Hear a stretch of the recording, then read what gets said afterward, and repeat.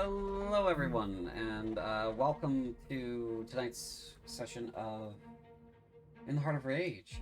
This is session 8.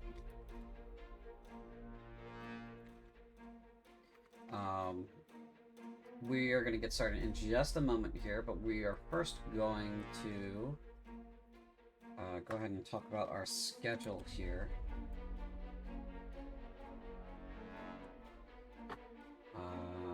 For starters, our schedule for the next month, because we're at the end of March now, we have just 2 sessions of In the Heart of Rage, and we have 1 session of A Blaze of Cruelty. Our session of A Blaze of Cruelty is on the 6th of April. So that's not this coming Saturday, but the Saturday after that. And for In the Heart of Rage, we have the 10th and we have the 24th. So we have those 2 sessions. We don't have a second Blaze of Cruelty session because of reasons. So I'm going on vacation. My wife and I are taking a much-deserved vacation. So those are the reasons. You don't have to accept them, but you will have to put up with them.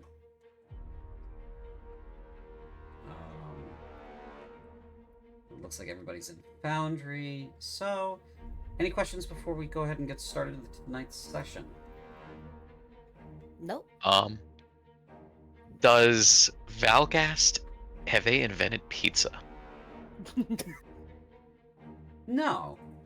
And I'm gonna say this. You had at least 15 minutes to ruminate on that, didn't you?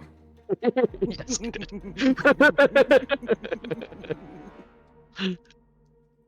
I've got dinner on the mind. Oh, I see. Mm-hmm. All right. We're gonna go ahead and get started then. Let me just change that to this. Let's see here.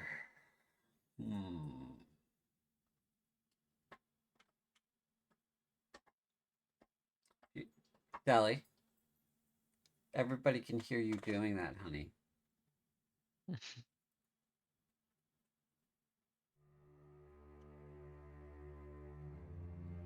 Okay. Last we left off, the battle at Korvaxia Duchy had just ended, and we were doing some tasks before we were going to leave the duchy.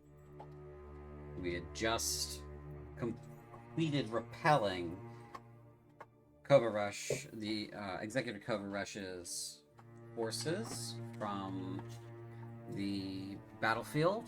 He did retreat to go and get more troops. You had the impression that he was going to be getting more troops. And you managed to defeat some of Ekragath the Impaler's forces that had been following you, but the rest of his force has been unseen. With that in mind, you were going to scour the archives and scour the castle for anything that is salvageable, any knowledge you can find, any materials or artifacts or other things that would be potentially helpful to assist in not only your escape, but also the war effort to come. And with that, I'm going to start our game. And here we are in the Korvaxia Duchy.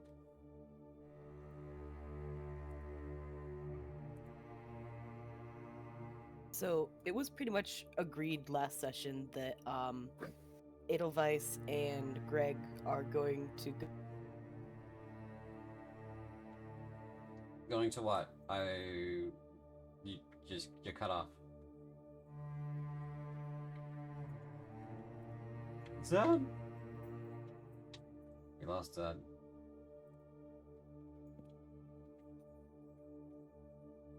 Well, The lightning might have done it in. Well, while we've lost Zed, let's scooch to Somebody else. Anybody else? Ben had among the simpler tasks, mainly, well, simpler to play out, which was focusing on getting everybody up and running. Insofar as everybody needs to be able to walk, and anyone who can't walk needs to be on a mount or some equivalent on a cart or wagon. So organizing the evacuation and making sure that people are well enough to move. Okay, so you wanted to check the wounded and those that may be hiding, how wounded they are, and the others about their about their mobility going forward. So yeah, you can go ahead and make a medicine check for that. I'll say however high you roll will equal to a percentage for recovery. All right.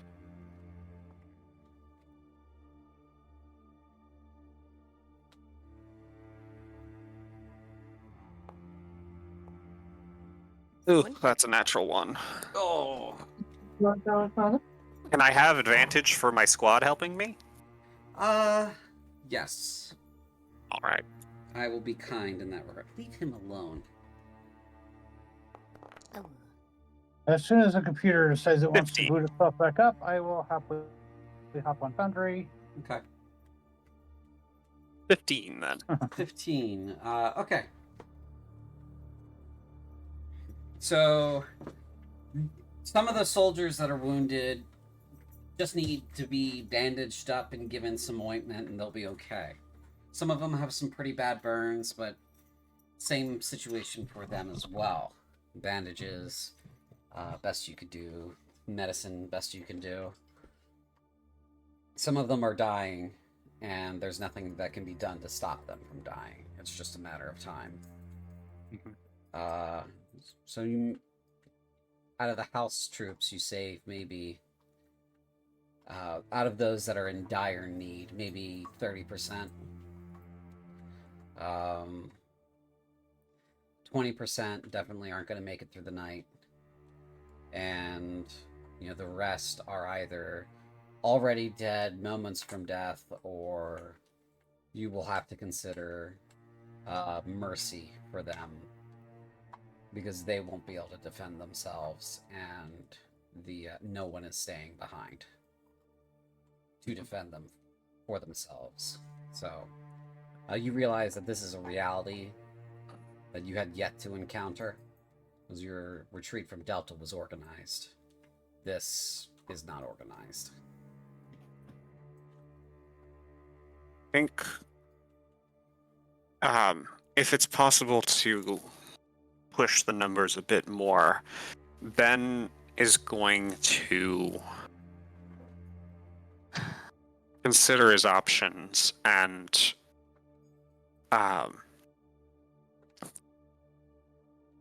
activate, because we did have a short rest, right? Yeah.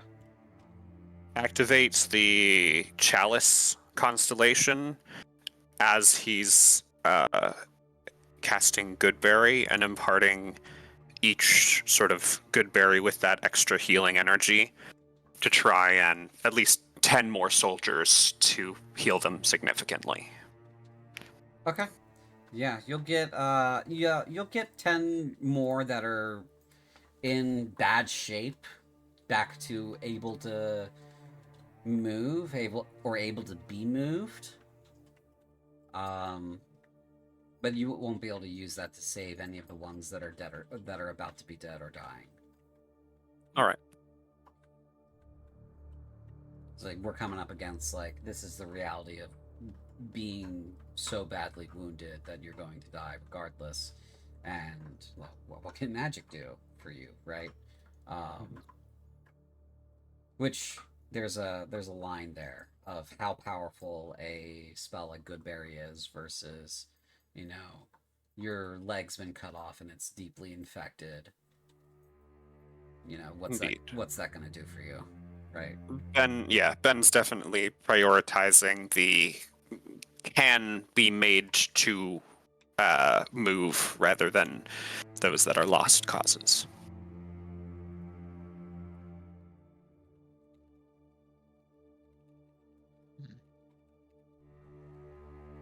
If Would you if you help on need the someone mercy to, part?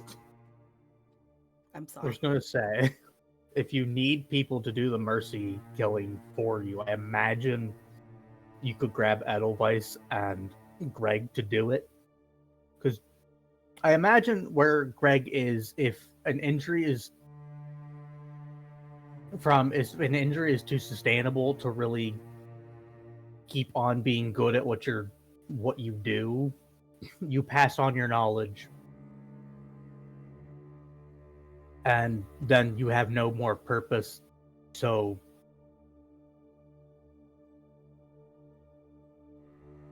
So that's a very You don't- scouty standpoint on things, yes. you Ben don't will keep say, injuries.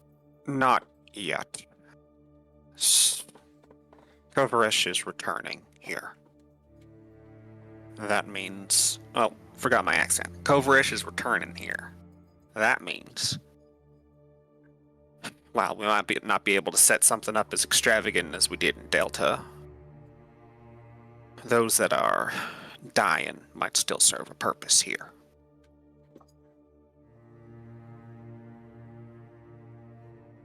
One of your troopers says, "So we're gonna talk to the captain about that." Yes, we are. Okay. And Ben will go, but I can cut to someone else first. Sure. Sure. I think Zed, you were saying that we were established we were going to go get supplies.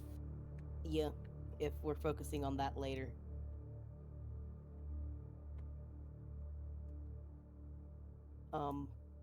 First place is like over here where the infernal scales were. Okay. Okay. You're gonna go and take a look, see if you can find some scales from the I forgot what they were called.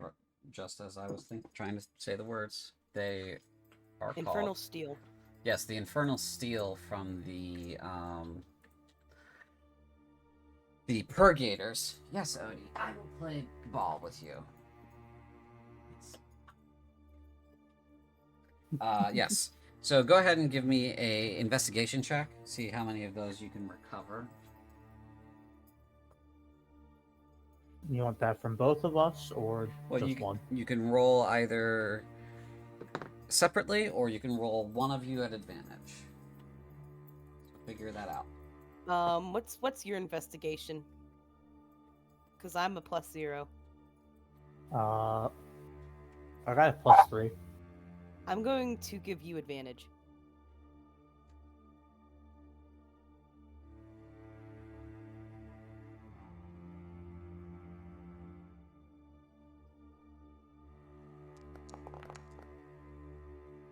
Okay, Fuck 18. yeah. You can recover 4 plates of infernal steel. Plates. Yes, it's So these things aren't like tiny scales. They're just no. like These things are big too. Like a purgator is quite large. They are. Yeah, I think it's huge. Probably. they are large size, but they're Oh. on the big side of large. We're talking like close to 15 feet in height. They big boys. They're big. So it's not like the plates and such are little, to cover their form. They're quite big. So you cover, what did I say? 4? Did I say 4? I said 4. I think you said 4. That's what it sounded like. Yeah, you recover 4 plates, and they're pretty big. So they're going to weigh quite a bit. You'll have to do something with that, but I will pass the item to you soon.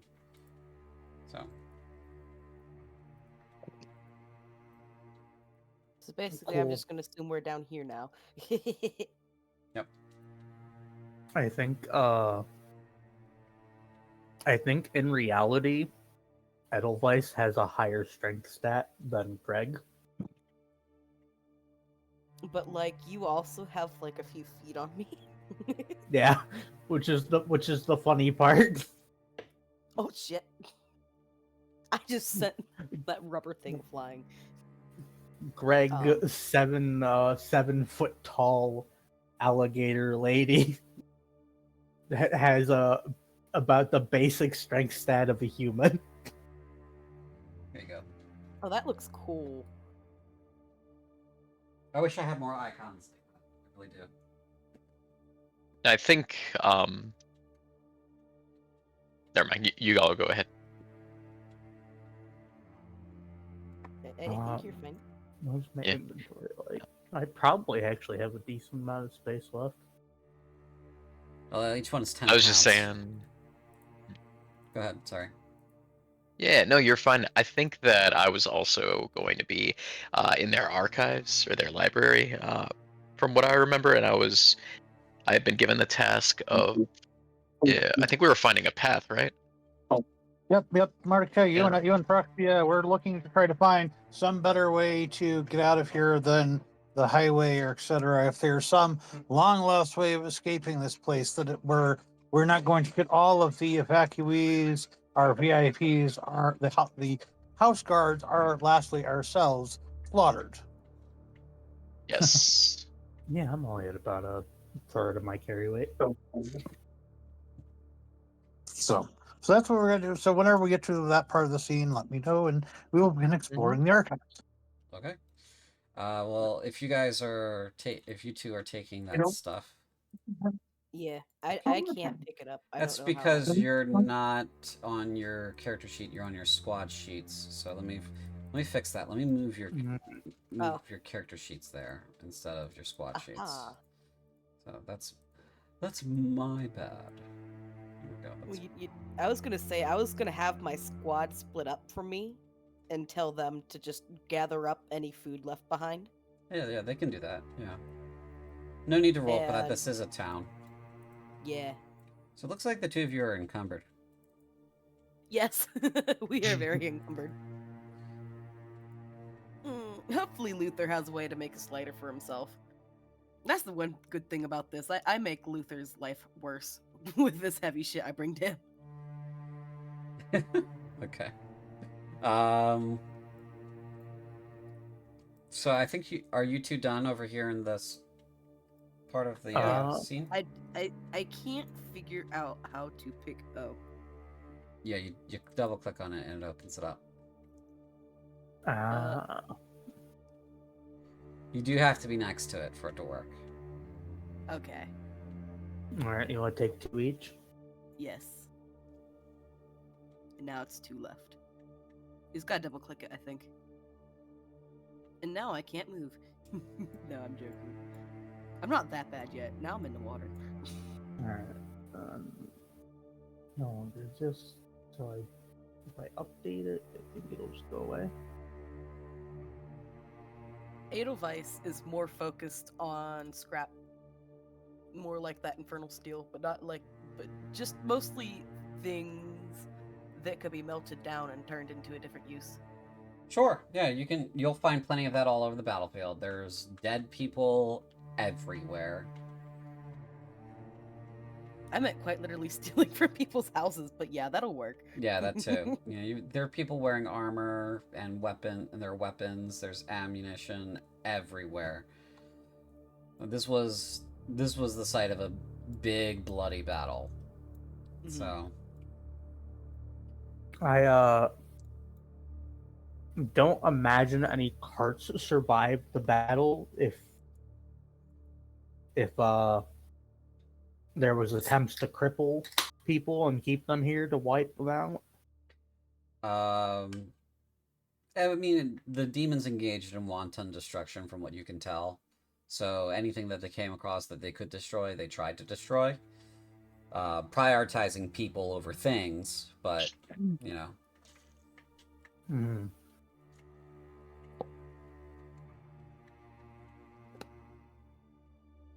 Okay, thankfully that was further away this time. Might there be like turrets and stuff that are still in one piece that are actually inside the castle? You mean like carts and stuff? Yeah. You don't really need one. No, I was thinking it would be easier to evacuate the citizens Oh yeah, if they. you still don't really need one. You're solving for a problem that the duchy's administration is already solving. They have means of transport. They have resources for that. So basically, they'd have told us not to worry about that. Yeah, they'd have seen you guys trying to do that, and they would say, "Well, we've got this. You have your other thing that you need to be doing, whatever that is." You know, they don't pretend to know what your orders are, but they do pretend to know what their orders are. So.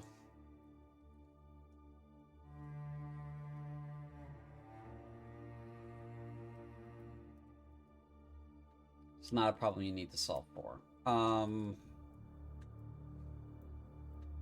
There we go. I didn't want to interrupt. That's okay. I gotcha. Yeah, you can make an investigation check for that. You alone, though, because that's a you concern. Yeah. That's a silent to Ed's own soul concern. Yes.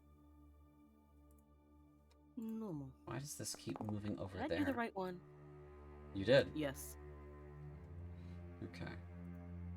With 15, you haven't found any hiding children in any of the buildings. Okay. Hopefully there wasn't one really well hidden. Okay. We're gonna scooch over to the other team for now. Yes. Mm-hmm. Okay, other team. Hey, that's So us. So we're headed off to the archive. I'll Right. note. Now, how Prax- large is the archive?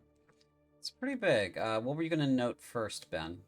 Just at the end of last session, I gave Praxia Fox's cunning, so advantage on all intelligence checks for her. Great. So the archive is quite large. It is a sitting room on the second floor. So it's got tables and chairs. It's got probably 2 stories of bookcases. So it's got an upper walk. It's got a ladder, to move up and down. I didn't hear any of that, but most of the shelves are full of books. You were very garbled when you were saying whatever you were saying.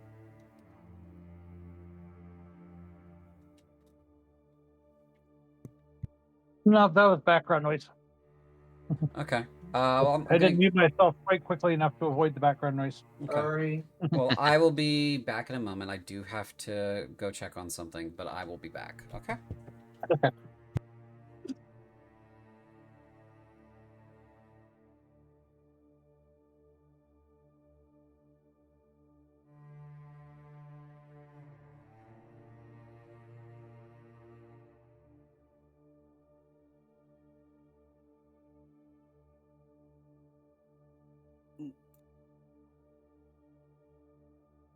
Edelweiss is gonna go up here while things are quiet.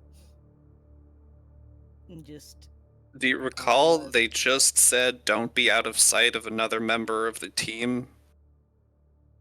Edelweiss doesn't care about that. If you die to demonic phenomena, Demon phenomenon. If you die, the demons win. Edelweiss doesn't care about dying. Edelweiss doesn't care about that. Edelweiss shall not die to a demonic phenomenon because South Carolina is too far the opposite direction.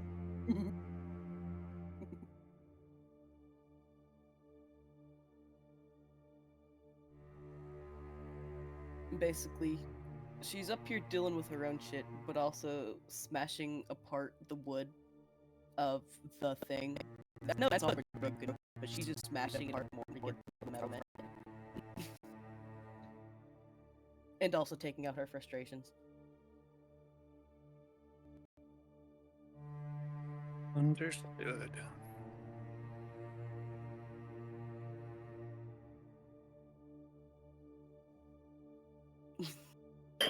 The storm rages near me.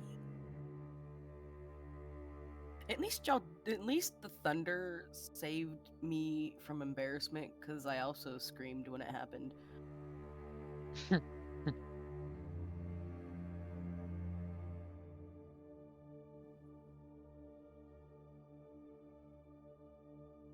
I don't even think it's raining out here.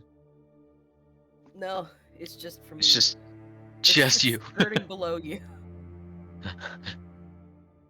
Mother I don't Nature know, I is think just it's like, gonna oh, work again. Zed is gonna be playing D&D. Gotta just rain and thunder and kill their internet.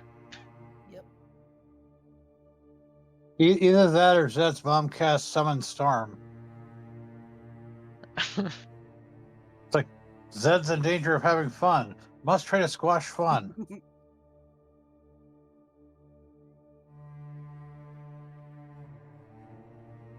right.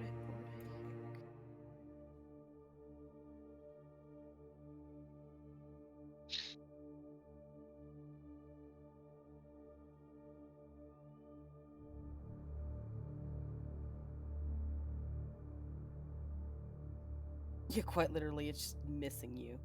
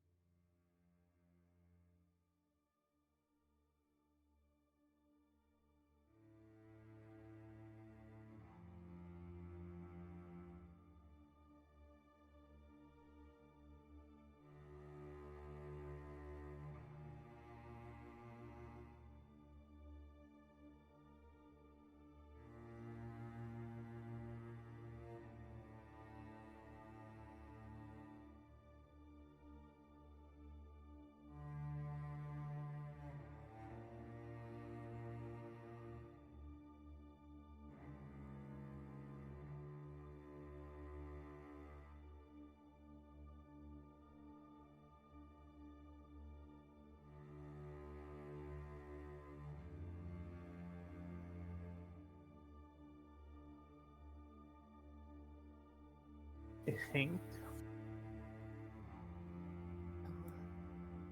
I kind of want to check up here.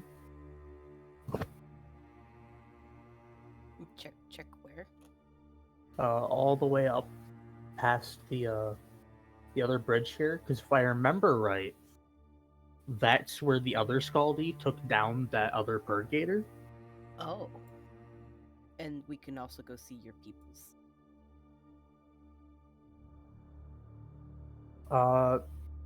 My dead peoples, yeah. Yes. I mean, pay respects. Yep.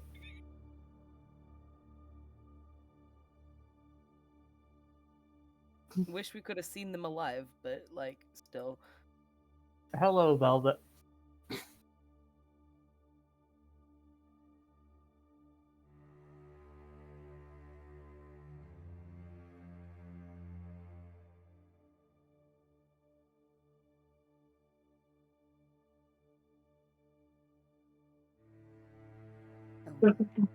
Yeah, she literally was the background noise while ago.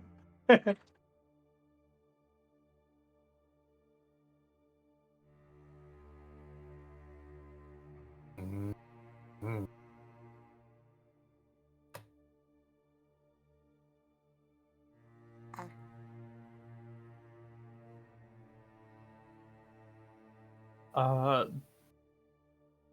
because Twitch is owned by a corporation that isn't really interested in the streaming aspect.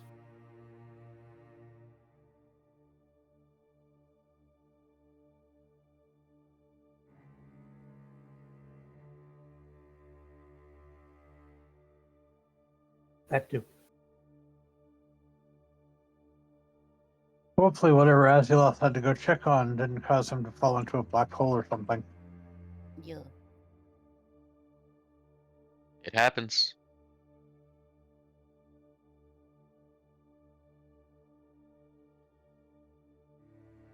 Every now and then. Look, I was late to work the other day, and I told my boss, "Yo, listen, I fell into a black hole on my way to work," and you know what? He didn't believe me, and honestly, I just feel really unseen. There's a good reason he didn't believe you. If you'd fallen into the black hole on the way to work, you would have never made it back. So you would have just not Yeah, made it there at all. you misunderestimate me. It must be that book. It's the book. It's always that damn book. I said every now and then, and now I have total eclipse of the heart stuck in my head. You want to go up by the Lizors? All the yeah. I think we can leave our teams to gather supplies. Yes.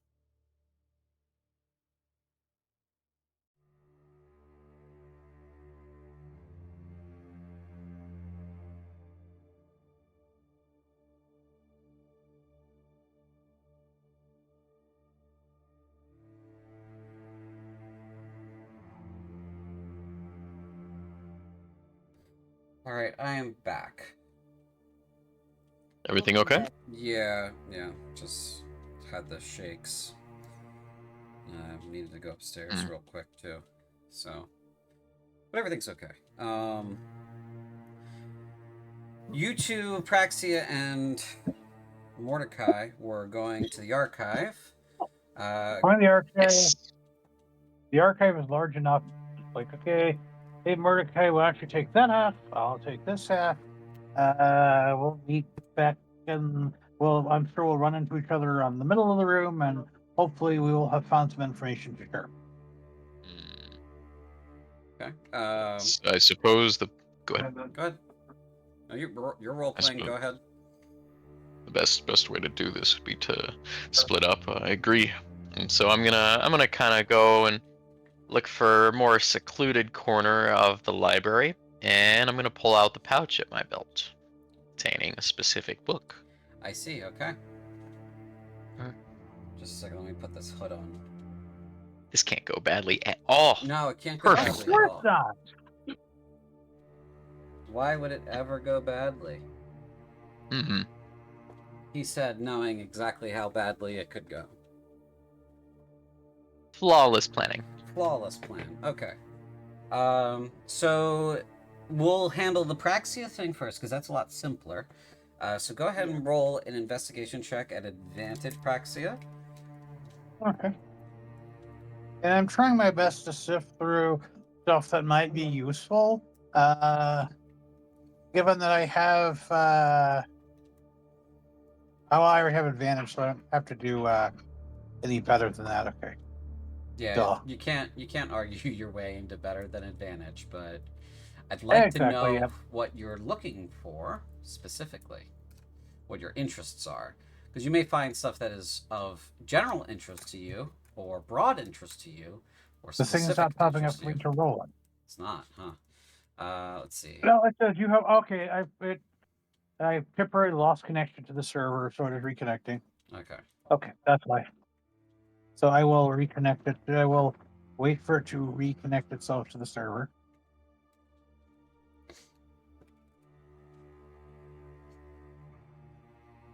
Things our internet shit itself. Yep, the internet went poof temporarily. So can you roll that for me? Certainly can. Your investigation check at advantage was 14. Ouch. All right, so what subjects are of specific interest to you? Currently of interest to me is anything that might be about our friends that we met on the road, are including Morris, or the other person who is currently nameless. Also, anything about possible historic demon invasions and how they were combated. And thirdly, if there are any other routes out around here, like any like older maps or things of that sort that might mention other routes in and out of Korvaxia. Sure.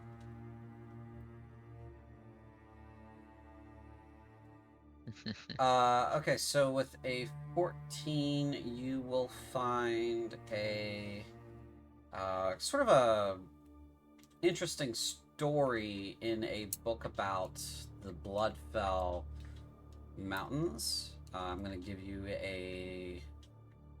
access to a lore entry in the journal that you can read and analyze at your leisure. Once the internet decides it wants to re-exist again. Yep. But that'll be available for you whenever you have that. And Okay. you said about the people you've met on the road, such as Luther and the Nameless Woman. Such as Morris and the Nameless Woman. Yes, Morris and the Nameless Woman. As far as Morris and the Nameless Woman go, Morris is a name that is not super common, but it's common enough. It shows up in like genealogies enough that it's a name that isn't particularly of general interest, other than it means of habit or habitually or that sort of thing.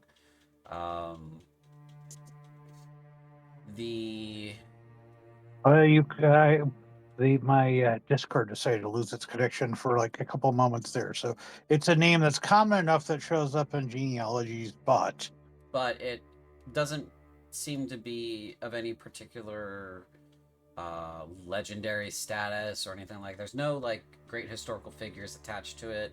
It's just a name that means of habit or habitually, or that sort of repetitive nature. That's what the name generally means, from what you can tell. because assumedly Luther, as he presents himself, I would know a bit about, given my time in the military, right? So I wouldn't necessarily need to research him specifically. Luther in specific is, as you've come to be aware, is a name that he has adopted, but as far as you know, that name has papers and has been properly registered. You don't know what Morris specifically he could be. You don't know which one is the actual masquerade, because one, they're both names and they're both legitimate names as far as you can tell. You don't know the last name that he's toting around as Morris, or why he's called Morris by the other person. If that's his real name, if that's not his real name. So there's a lot of stabbing in the dark.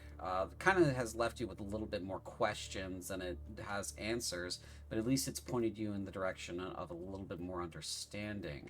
As for the woman, the only and that kind of entities of that kind of would have that kind of power.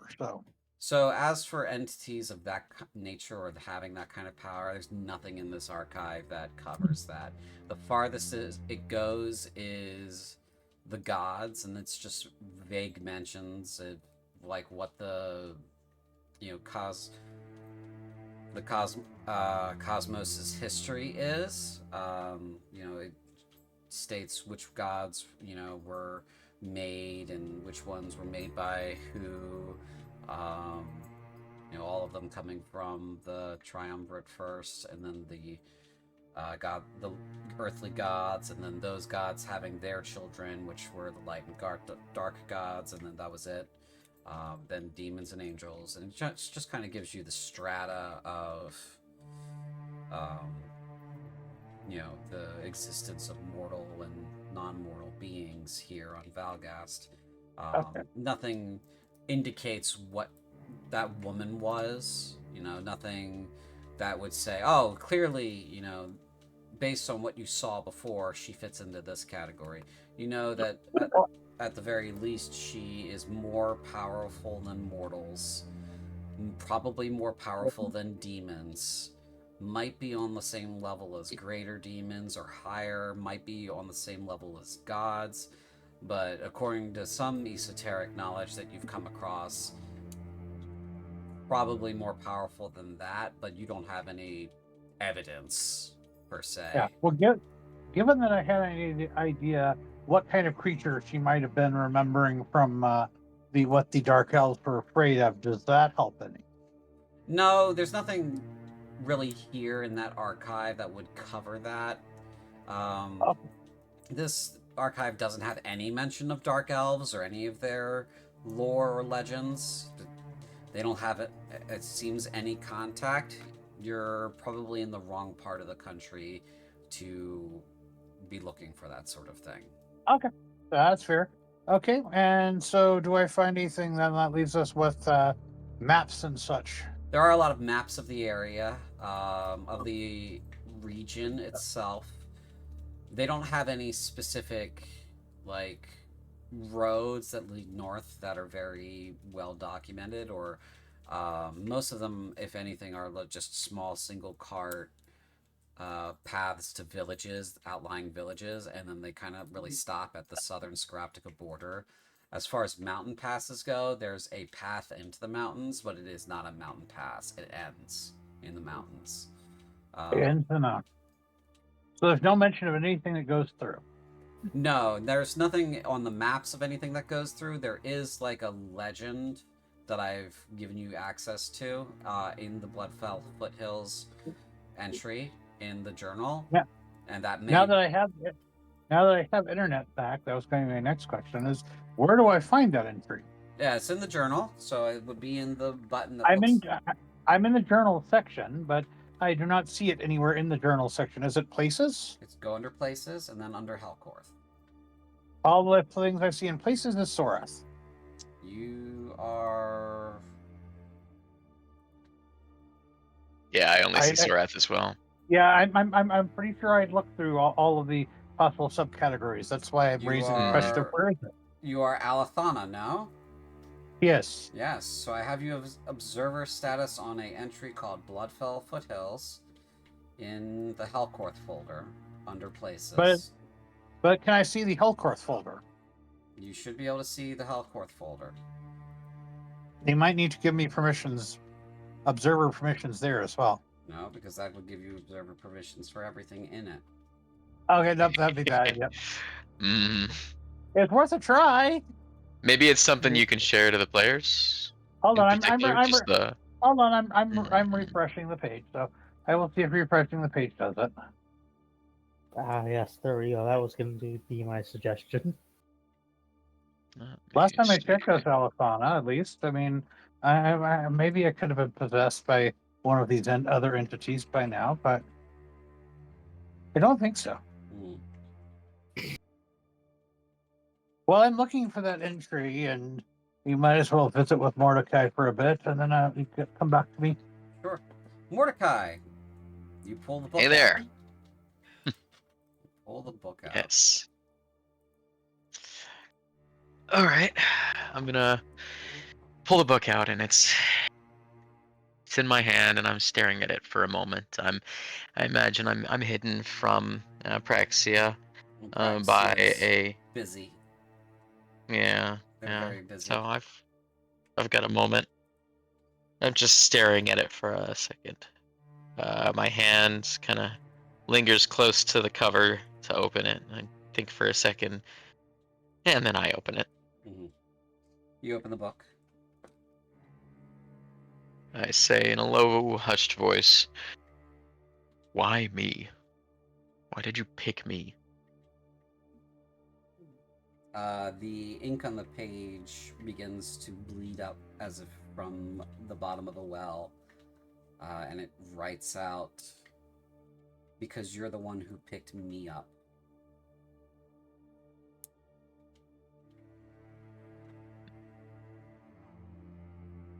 Yes, but you give me these secrets. Can you lie to me? I've no interest in lying to you, my dear Mordecai.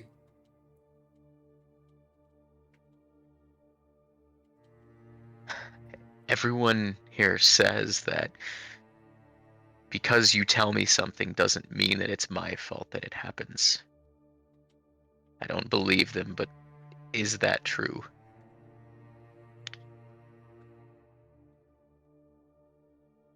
The ink begins to write, "It is not untrue that some things are your fault, Just like it is not untrue that some things are outside of your control. Whether or not anything more specific is your fault or not, I would need a different question to answer.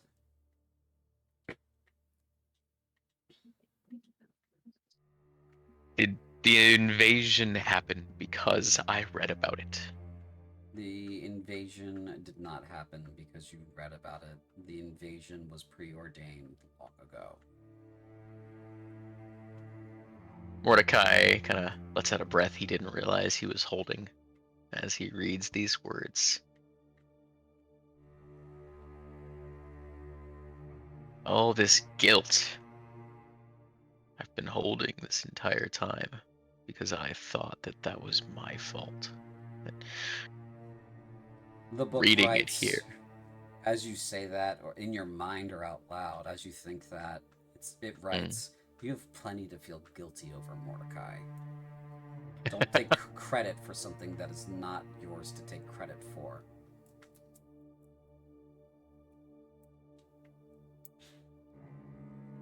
At this, his eyes kind of harden at the pages. You're getting a little bit of, how dare you take credit for something that you didn't do, you ass. You're getting a little bit of that vibe from it. More, how dare you take credit for something we did? Right. This isn't yours, this is mine and my friends. I'm gonna look at the book again and say, I know your name, but who are you? What are you? Would you like to see?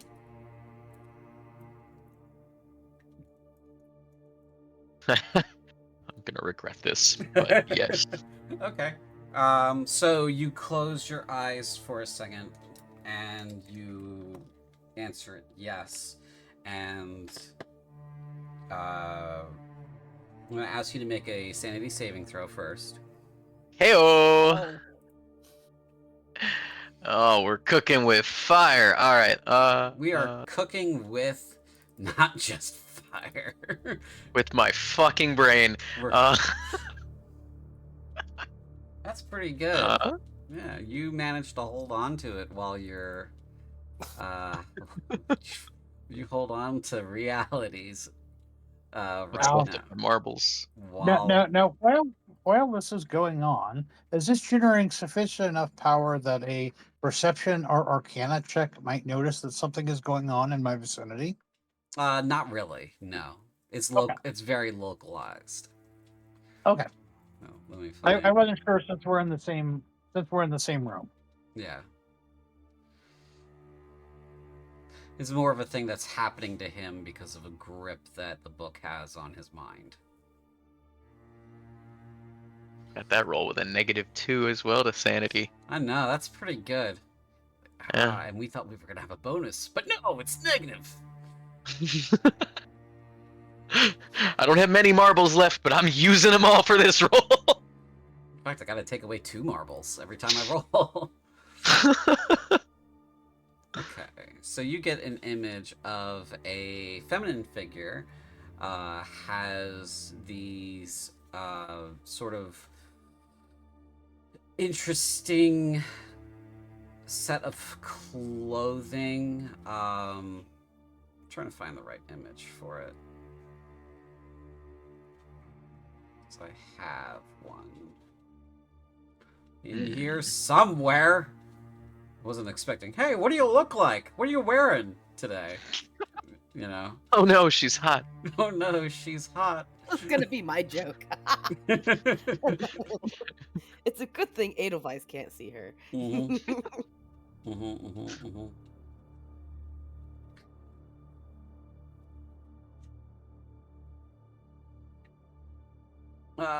Okay, so this is probably the best approximation I'm gonna get then.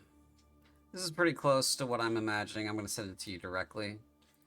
Okay. Where the fuck are you? There you are. But it's less martial. I'll put it that way. But she's wearing this interesting clothing. She's got very pale skin, deep red eyes. You know, hair white and in a braid, broad wings that are kind of like smoke, cloven hooves, very medieval looking Corinthian kind of outfit, something that you would expect, you know, adventurous to be wearing. Just a little bit more of a darker color palette to it. That's just the image that springs into your mind. And while that's happening, the book continues to write. Don't you have more pressing questions, or are we just going to talk about me all day?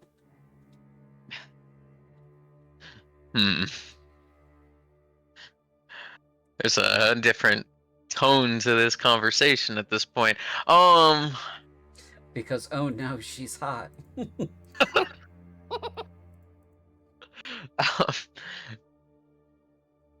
Mordecai's gonna kind of put a hand to his head and just shake his head a little bit, trying to shake the image out. All right. How can I protect my friends from this evil that seems to be taking us? It seems to be eating their minds.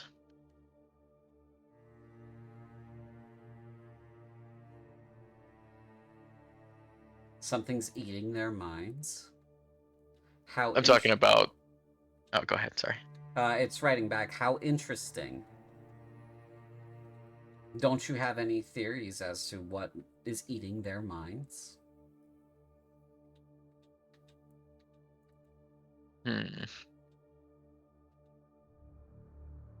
That dark elf.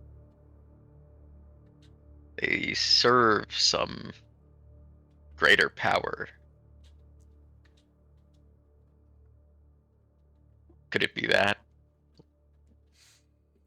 Stay away from that elf, is what it writes. For my safety or yours? Everyone's.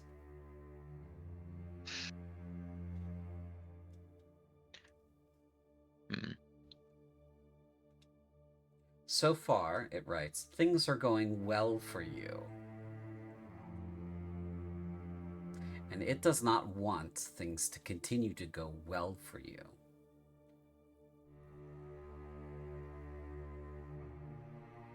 It. I'm trying to save you, it continues to write.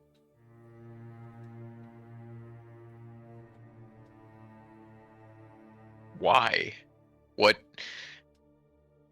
purpose do you have for me? I don't want to be caught. It's not about you, Mordecai. It's about me.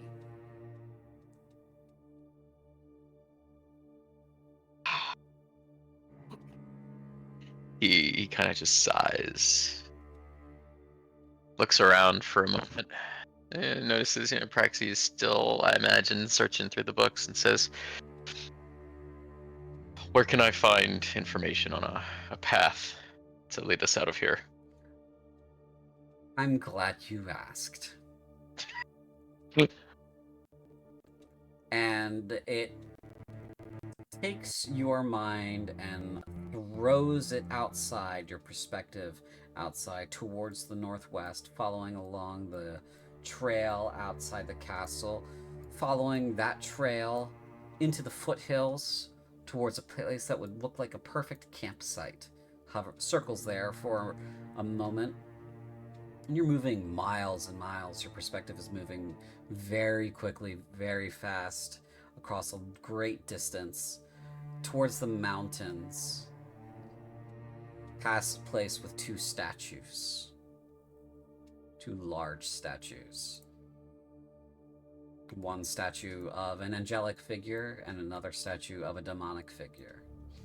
And it finds amongst the rocks a staircase going down into the dark.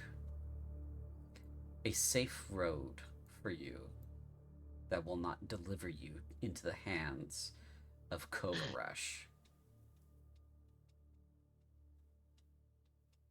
Mm. It is not without its dangers, though. You will have trials to overcome, even upon arrival. However, you won't be giving yourselves and your charges up to Korvaxia, who you will not defeat. He will destroy the 14th Bane Knights if he catches you. You have made it personal to him. And he does not take personal very well anymore. Thank you. I think I'm gonna go ahead and close the book, and I'm gonna look for some kind of map or geographical survey or something that might be around the library, so I can pretend that I got the information from there. And Sure. Yeah. yeah, Make an investigation check for me. aye. Yes, sir. 1. Natural. And my assumption is you're trying to stay out of sight on your side of the library, right? Yeah. Yeah. Yeah. Yeah. Okay. Yeah, you're looking around and you see that there's like this nice, casually laid out map on one of the tables. You're like, oh, that'll do. And you come over and you pick it up, and you're like, ah, this is just a general map of the region. Well, it's better than nothing. And you take it over to Praxia. Now, do I have some more time before Mordecai shows up? Sure. What are you trying to do? Okay. So, having perused the information I have, is there any way I can then attempt to make a history check, given that to try to attach any more context to the information I found from either history or lore that I have collected, any bardic tales or songs or things of the sort? Sure. Yeah, absolutely. Go ahead and make that history check. I take it you found your article. Yeah, I found my article finally. I read my article. If I hadn't read my article, you would have just kind of read it to me. And just then. So I'm making a history check. And I'm making it. Do I get advantage? I get advantage on it because it's an int check. Because of the spell that was cast on you. So the fox is cunning. Yep. Oh, you needed that. With a 15, you vaguely remember the Epic of Kryn. It's one of those long, song-like epic poems that is a local history of the region. It's more of the other side of the Bloodfell Foothills, but Kryn's story begins its end over in the Weeping Mire. And then he goes into the mountains, into the Bloodfell Foothills to basically fight for his death. And it basically goes into what you found in that article, where he descends into the darkness. He fights his way past Hars, goes across the River of Flames, and he descends into a further lightless place, and that is where he perishes, and his story ends in the lightless place. Now, given that we have this story and somebody has all these details, what kind of check would I need to make to try to figure out if there might have been somebody? Who was it that recorded this? So this is one of those things that is you don't know who the author is. It's like Beowulf, or it's like the Tale of Sigismund, where it's a people who have told it over and over and over again. The original authors, if there even were any original authors, long dead. It was never originally committed to paper, and by the time paper became a thing, when it was written down, it's been so long. It's been such distance in time that it's, who knows what is true and what is not. Now, do any of the maps that I've found have any features that seem at all congruent with what I have discovered there? Not specifically, but there are a lot of places, and you're going to have to make an intelligence check for this. Just a general intelligence check, and you would roll this at advantage as well. I see. Okay. this? Advantage. You cannot seem to roll a very high today. Hmm. 14 and 3. That's actually pretty good. You did roll pretty good on that one. It's because you got a +6 on the other one. That's why. A +9 on it. Right. So with a 17, there are like 3 or 4 geographical features on a geographical plat map survey of the eastern face of the Bloodfell foothills that might make sense for this, but it's a big gamble. You'd be wandering the mountains for days to try to find this place. You'd need a guide. We need a guide. Of course, I can't find anything that is actually more detailed, No. or anything that would give me any more clues. Is there actually? Do I remember enough of the story or of the epic poem, or do I need to see if there is actually a copy of the epic poem here in the archive? There isn't one in this archive because you would have gone looking for it as soon as you remembered that detail. There definitely isn't a copy here. If there is a copy, it would be, in a school, or it would be in a city library or something like that. Okay. So, and if I'm thinking about this, I probably have taken out my lute and I'm kind of idly strumming a tune or another while I'm trying to put these pieces together. Yeah. This is one of those things that has gone out of style, too. They don't write epic poems like this anymore. They don't really tell them very often in taverns and such. It's a big deal if somebody's like, "Oh, we're gonna do this," and they don't tell it the way they used to anymore, because basically someone would have to know the whole thing to be able to tell it now, because so few people know it that it would be just one guy telling the whole story rather than doing a round table of it where everybody would say a few verses and it would move along in a circle like that, because that's how it used to be told. But these, this is one of those things where it's just, you remember some of it, you don't remember a whole lot of it, because there's so much of it, where it just goes on and on and on and on and on. Okay. So, yeah, Mordecai wanders over here with this map. Okay, Mordecai's already back. Okay. Yeah. Okay. I wanted one more action before Mordecai returned. What would it be? My one more action would be, given that I know that we were told to find the path less traveled, here's this information about a path that might get us over the mountains. In 25 words or less, this would be is this a good path? Will this get us to safety? Is this kind of the path you were mentioning? I know you gave us the advice of getting here and we'll find that we need to take the path less traveled, something to that extent.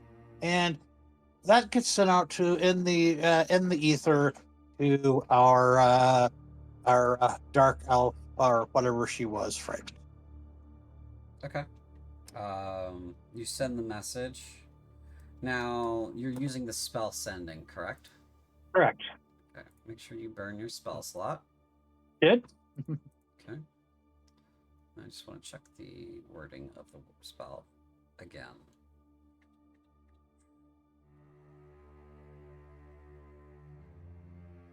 Okay. This is just for me. Okay. And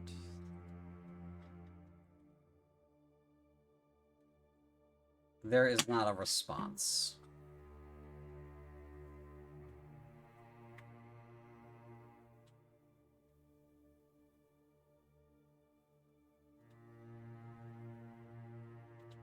Damn. I didn't really expect there to be an immediate response, but I'm hoping that I will get an eventual response. There's no response. No response right now. That doesn't mean there won't be one in a little while or later, but I at least got the message hopefully delivered. Mordecai comes wandering over. He looks guilty. Oh God. I found some old travel diaries back there, and I was able to triangulate I believe it's perhaps a sheep's path,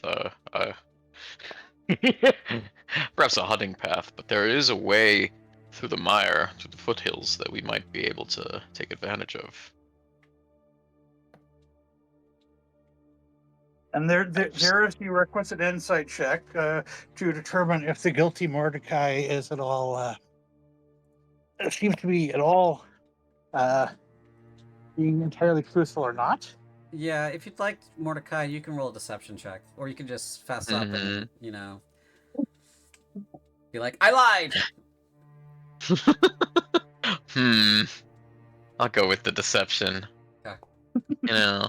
He's lying. Oh. He's lying.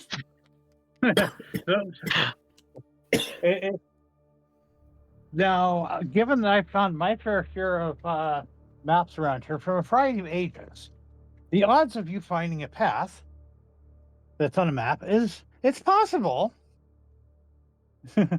but it was worth checking. And so where did you really find this path? Tell me about this path. Call it luck. There's a path through the foothills, miles and miles. I believe it's north of here. Is that right? Northwest. Northwest of here.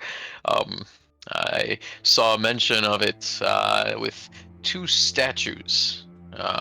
One of a very angelic featured humanoid, and another less so.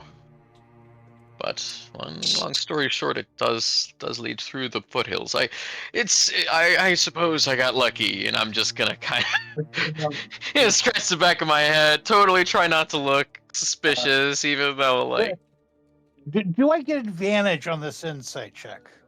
No, I don't think you need an additional one. You've already broken through his ill attempt at hiding that he's lying. Some of the things that he's saying, though, are definitely resonant with what you know about the, this Kryn guy. So he's getting it from somewhere. Right. I know that, but he's over here telling me that this path gets us safely through the mountains. Yes. And my understanding of the tale that this path comes from does not indicate that in the slightest. No, it does not. That part he definitely did not communicate accurately, because if you all recall, Korvaxia did tell him that it was going to be dangerous, but it would be safer than throwing yourself to Korvaxia. Yeah, and so given that, I was trying to figure out what's the best way to call bullshit on this cover story that Mordecai is giving me, because I know from the history what happened to this place, and so I will be nice enough and recount said information, the more accurate version, at least as far as history has recorded, of the story that he has somehow found. I will happily give him that information. Okay. It's like, yes, there is a path with two statues. Yes, that directly comes from lore. Yes, there's an ancient tale that it's kind of fallen out of favor, but it's an ancient tale. An ancient hero went there because he was looking for a way to die. None of the monsters on the way to the top of the peak could manage to wound him. However, at the top of the peak, he did find a passage between these two statues, like you described, although he ended up descending, crossing a river of fire, coming to a pair of doors that basically mentioned what would happen in the future, and went mad and killed himself, essentially. So, if this is your definition of safer than Korvaxia, Well, clearly. I mean, It's like you have the demon on one side, you have the demon on the other side, and the possibly so insane, so maddeningly and causing of insanity that you kill yourself on the other side. That's the safer option. My friend Sneak Prexia, over we it. are in we are in between a rock and a slightly softer rock. I propose that we try to tunnel through the slightly softer rock. One of the guards that's nearby that's watching this exchange is like, ah, man, I hope they're not dating because holy shit, she's ripping him apart. She might bite him. The other one's like, I know. I wish we had popcorn. Wait, do we have popcorn in this universe? Oh yeah, it's not hard to make popcorn. Popcorn's existed for like thousands of years. You wouldn't think, but it does. It has. Huh? Or at least 1,000, I know. It didn't require microwaves. Let's put it that way. Yeah, that's fair. That's fair. Okay. So that it's like, okay, you stick by your story that you found this in some book here, right? Or so you found some source here that had this. Okay, Yeah. produce the source. Oh, it was some travel diary on that side. I'm not sure I could find it again. It was they all look Okay. alike. Who was the travel diary by?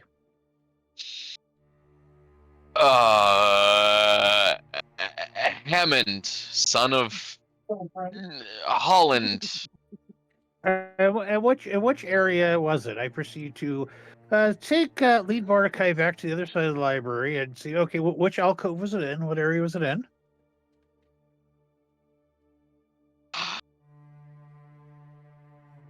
He Because- pulls the sack off of his belt. Because if your source It gives was you in this section. information, if your source gives you different information than gave me, and it's our job to keep these folks safe and get them somewhere, then it's my job to try to take our two sources and somewhat harmonize them to come up with the truth. So I watch you pull out your bag and like I kind of look at you kind of curiously, like, what are you up to? You get a scratching at the back of your mind, like someone's knocking on the door there, Mordecai. Yeah. Do you want to answer the door? Sure. You answer the door in your mind, and Katraxia pokes her head and says, "Hey, what the fuck are you doing?" Our deal was that I don't give you to anyone else. Uh-huh. And what are you doing? She won't believe me otherwise. Okay. And Just not don't- only will she not believe you otherwise, but she will immediately out you to Korvaxia if you don't come clean. Don't give me to her. I won't. You have my word, and I keep my word. Okay. Last time I helped you, you give me to her. She shuts the door, slamming it. You get a headache. Oh, you'd think we were dating. You take 3 points of psychic damage.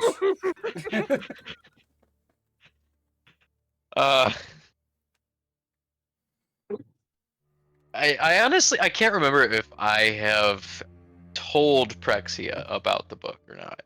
No. If she was here for that. No? Ben knows No, about well, the book. Yeah, you've had a chat, a private chat with Ben about the book. Some are off away from camp, so that way nobody else could overhear it. That's what I thought. Only Ben knows about this, and if I show this to you, you can't tell anyone. Fine with Do me. I have your Fine with me. I'll have your word. Well, of course. I mean, we're on the same team here, and it doesn't help to hide resources from each other. We have the same goal. We want to survive and help as many This is a people secret survive. you'll need to hide. That's fine. We can do that.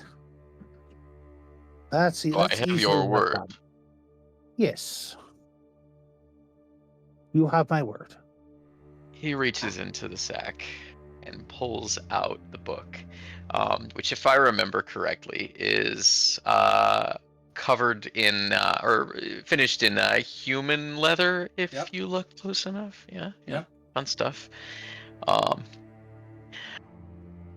There. Now, is this where I make a history, insider, or Arcana check? Which of the three is somewhat appropriate to pick up any idea about what this book might be from just looking at it? Well, okay, so perception would be the most apt here for starters, because you're trying to pick up what details you notice first.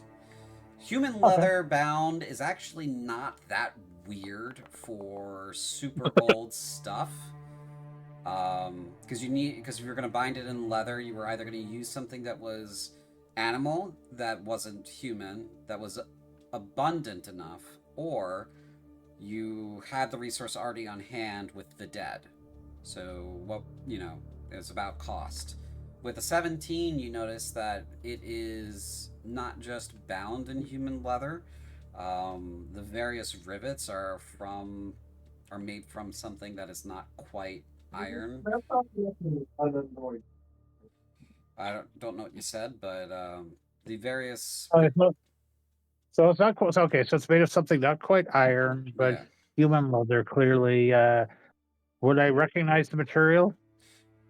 I'd say with your passive perception being as high as it is, you've seen it on the Purgators. It's the same material they are made of.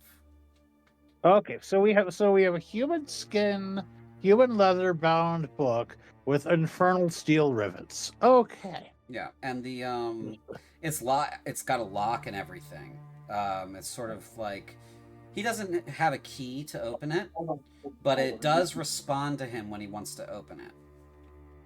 Okay. And does this seem like any type of volume that I might have heard about in either arcane or history, or So, the lore that I've researched over my brief time in this existence? am I hearing like a second voice in the background somewhere? Maybe. Yes, you're hearing Cassie. Okay. You're Kathy in the other room. Okay. It's distracting, that's all. What was I saying? Oh, you were asking about whether or not you knew of what kind of book this was. You've heard of the various dark religious texts. There are copies of them that are held by the Templar Order, where they will just hold these books because they're too dangerous to destroy and they're too dangerous to let anyone have them. Because a lot of them are occupied by demons, and if you destroy it, you're going to let out whatever demon is in there. Because a lot of the time, demons get bound to books because it's a way to control them and keep them, giving you knowledge without letting them be harmful or actively harmful. You know that much. You know that this could be one of those religious texts. It could be a book of Ka. It could be a book of Nehemoth or Nasenza. It could be, a book of one of the many other gods. It could be one of the more esoteric, lesser known books. It doesn't have a title on it. You would have to examine the contents to know what it is specifically. Okay. Having recalled that, I wait and see what Mordecai Huppa tells me about this particular volume. You can't let anyone know that I have this in my possession, but it tells me things that I wouldn't know otherwise, and they always have turned out to be true up until this point. It told me that this way would be safer than dealing with Korvaxia. So essentially, what you're telling, what you have here, or what you're saying you have here, is a convenient demon in a book. I've never asked her. Say, are you a demon? You get like a full picture of her in your mind, sort of like an imp on your shoulder kind of deal. You're kind of actively hallucinating her now. Good. Really losing the marbles then. Mm-hmm. And she kind of gestures to herself and says, "What do you think?" Yeah, I'm gonna take that as a yes. Really only know one other girl that has a complexion like this, and she's got infernal blood too. That's an interesting little factoid.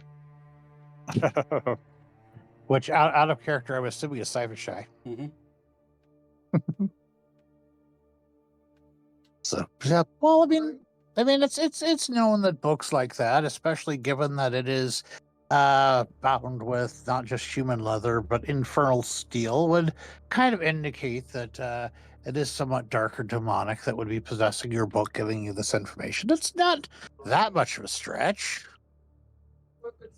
So, given that, tell me more about this. What kind of guidance have they given as it or she or he or they or whatever their desired pronoun is?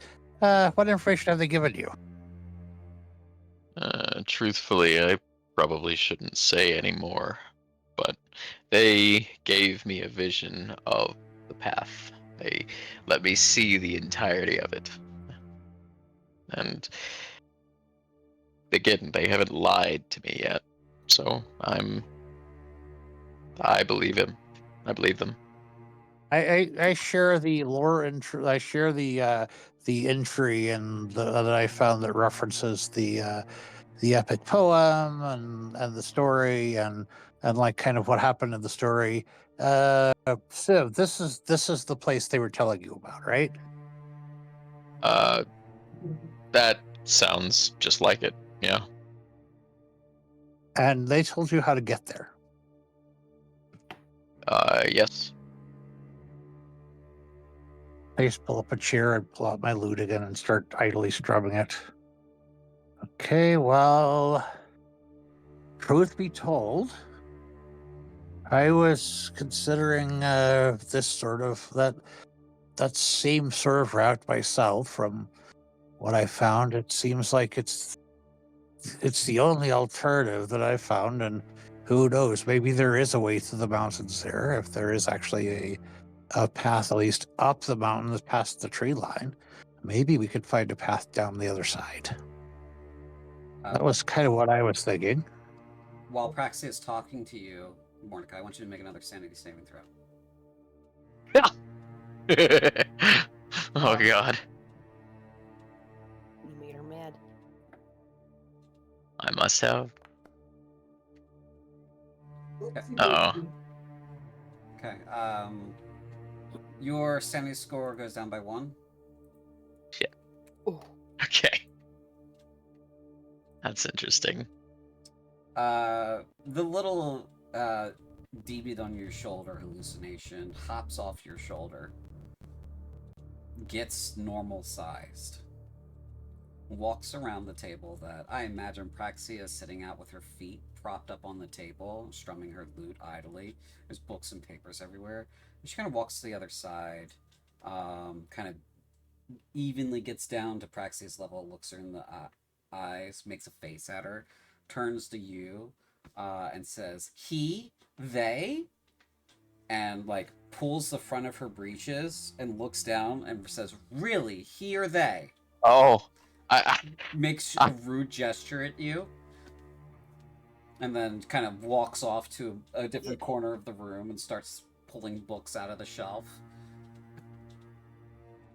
Well, shit. Honestly, now I feel like I should ask, because it really almost feels like I'm getting torn apart here like that. Are we dating? She looks back and gives you another rude gesture, and then continues her path of hallucinatory justice. Now, since she is throwing books around, are the books visibly moving? No, you don't notice any of this. Nothing is happening. Okay, I don't notice any of this. Yeah, you don't notice any of this. And when he pulls out his book, is there any I or anything having any sort of reaction to this? Am I? You get a heebie, maybe a GB, but not multiple heebies or GBs. Okay, and kind of like no inner sense about, hey, this is bad or this is okay, or no sudden, hey, we're going to answer your message, or any reaction from anything else. Not as far as you know. Okay. As far as I know. Okay. Well, a secret for a secret then. Whereas you consulted your book, I took the opportunity a moment ago to attempt consulting a different power about if this is a wise decision. A different power. Unfortunately, they have not replied. What power are you talking about? You don't have a book like this too, do you? Not that I know of. I mean, I don't think I don't have any possessions that talk to me or anything like that. No, just a mutual acquaintance of ours, if you could call them that. You're still plucking at your loot, right? Yes, You play a discordant note. I looked down at it. I was like, okay, how did I do this? I'm looking down at it confusedly. It seems to be slightly out of tune. Suddenly, just randomly out of tune. Yep. I work on tuning it as I mentioned to fixing the tuning, as I mentioned to our good friend Mordecai here. A certain, well, you might call him acquaintance of ours, although they're also acquainted with someone else that we are acquainted with. You're not talking about the elf. Whatever she was, yes. How did you ask her? While you're stammering on this, Korvaxia goes across the room, comes over to where Praxia is, kind of squats next to the table, looks at the loot and says, "Hi, I know you're in there. You can wake up whenever you want." Huh. Well, and I continue explaining to Mordecai. Hopefully by now I've gotten back in the tune and started plucking at it again. Yep, they're exactly the same. Or I have ways of sending a message, although it was entirely up to her if she deigned to respond, and so far nothing. But I figured Is it was she better than nothing. is she in your loot? What? But I kind of look at you curiously. It's like, I don't know where she is. Remember, we last saw her stepping into the void, but I could just send a message out into the world and end up at its recipient, hopefully, and the recipient has the option to magically send a message back. It's just one of the just one of these normal, No. everyday magical kinds of things. No, your loot. Has your loot ever talked to you? Done anything strange? Besides, just randomly came out of tune a while ago. No. What does my loot have to do with this? Yeah, Mordecai. She- What does the loot have to do with this? You shut the fuck up, man. She gets right in your face, says, "You shut up. Shut up." It's for them. It's just it's I'm suspicious of it. It's a hunch. Don't worry It's about their it. thing. Don't get in on their thing. She likes it when she plays with her. Okay, so let's see. So then I start inspecting the loot. It's like, okay, trying to figure out what's going on here. What kind of check do I need to make to see if I notice anything odd about it? Since clearly Mordecai is interested. Make an investigation check on it. I'm so sorry. An investigation check, I get advantage. Whoa, advantage. You recall the story of your loot. Poorly crafted, as far as you know. Found from a street peddler. You only paid a little bit for it. It was an interesting acquisition. Your first instrument. No. It's rather plain looking. The strings are different than you would expect. They're not horsehair or anything like that. They're made of like a banded iron, sort of like a modern string instrument these days. But it doesn't seem to be out of the ordinary for you. In fact, it's so ordinary that it is almost completely unremarkable. But does the iron seem to be standard iron, given Mordecai's interest in that he is carrying an object with an infernal steel in it? As far as you can tell. As far as I could tell. Mm-hmm. Interesting. Hmm. I kind of stare at it. Okay, think out loud to myself. Mordecai is. Let's see. Mordecai is curious about you. Mordecai thinks that there is definitely something about you going on. Asked if you would talk to me or had conversations with me. Is that something you can do? Are you saying this out loud, or are you thinking it? I'm talking out loud to myself, kind of looking in the direction of the loot that I've set on the table. You're talking to the loot. Let's just be clear. You're talking to the loot as if it can hear Yeah. you. Oh, kind of. Yeah. I am kind of. Yeah. Essentially, yes. Huh. Yeah, I'm gonna look at the. Sorry, go ahead. You are totally not losing your mind. Well, here I am in a room with a guy that has a book that talks to him. So I can't be losing too much of my mind. there's no response for you, Praxia, unfortunately. It doesn't react. It's a loot, as far as you can tell. It does what it is doing, which is being in your hands. Meanwhile, in Mordecai's deep hallucinations, Catraxia is kind of like leaning on him from behind. She's got her hands wrapped around his neck. Her head is resting on his shoulder, and she goes, "She's very shy." You know what? It was a prank, honestly. There's nothing wrong with your loot. Oh, And you actually fell for it, too. You're Imagine bad. that. You're very bad. And she sticks her long lizard forked tongue in your ear. Oh! you see Mordecai just visibly shiver and like, whoa. And she laughs and kind of drifts out of existence for the moment. Now, assumably, do I need to make a perception check to notice that reaction? No, that's obvious. He like jolts out of the way like he's been violated, because he has been. Is something the matter there, Mordecai? Or is your book having fun with you? Did your book tell you something about my loot? Is that why you're asking about it? Oh, it's all just a elaborate prank from me and the book. Now, you're currently holding your book, or is it sitting on the table, or what? I imagine I'm holding it. I don't let it out of my sight. Well, that's what I figured. I kind of clumsily pick up the loot and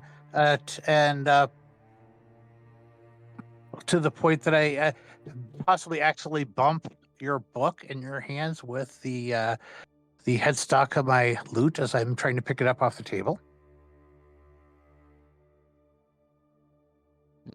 No reaction. Okay. Then I slightly detuned each of the strings and start playing what normally would have been a nice, happy, enjoyable melody, but sounds horrible given that it is Out of tune? Yeah, it sounds out of horrible. tune. Yeah. There's no reaction from the lute. It's just being a lute. It's just an instrument. Yeah. And Mordecai, this is very unpleasant because it's making lots of bad sounds. And it's like, okay. So I tuned it back. It's like I've never known and I mentioned to Mordecai, it's like I've never known my lute to just kind of slip out of tune like it did earlier. And so kind of testing out, like, okay, if I tune it, does it stay? If I untune it, does it stay? But it's kind of strange a while ago that it slipped out of tune a bit. That is not my normal experience. What a strange thing that is. Oh well, we should be going. We found the path. Let's go let everyone else know. Yeah, let's go do that. I'm just gonna start walking away. Okay.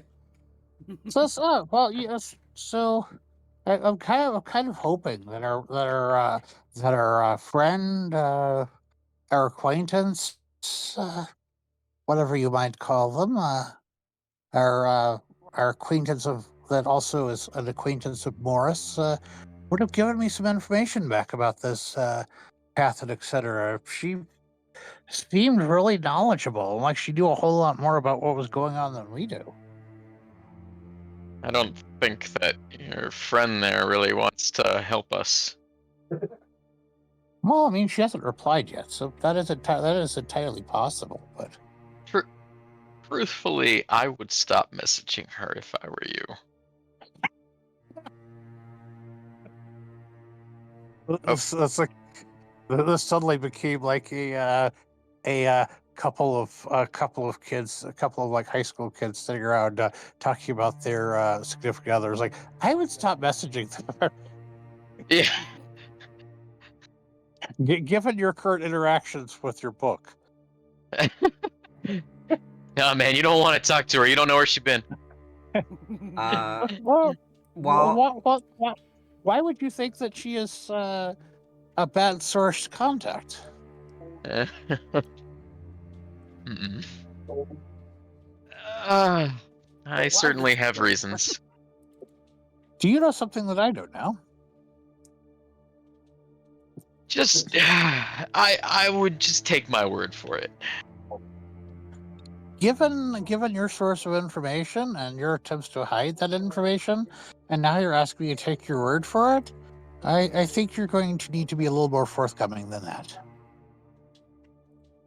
You Afraid have I to know can't. something. I know that it's a bad idea dealing with someone that powerful. So I stare directly at the book and not at Mordecai. What did you tell him, or what do you know about the friend that we met along the road? it does not respond. I didn't expect you to respond to me, but I figured she might whack Mordecai or something of the sort. Hmm.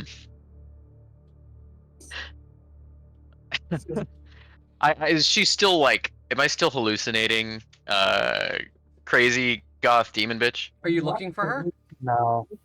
I guess yeah. I'm kind of looking around without trying to look, but like I'm out watching from the corner of my eye to see if she's out here.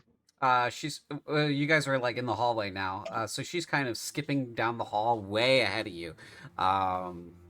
Just like way ahead of you, like she's some kind of happy-go-lucky schoolgirl.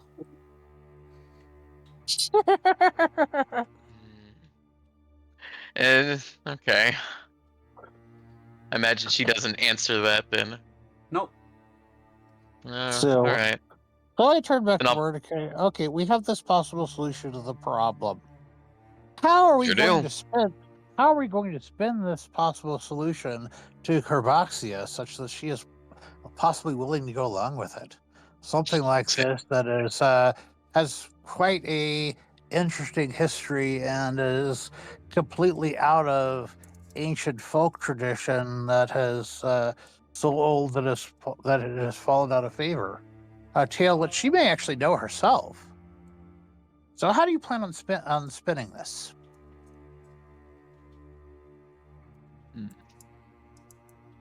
Listen, I'm not a good liar. I bet you could lie with the best. Why don't you do it? You've already Well, seen how I am at lying. All I know is that this is a path. Okay.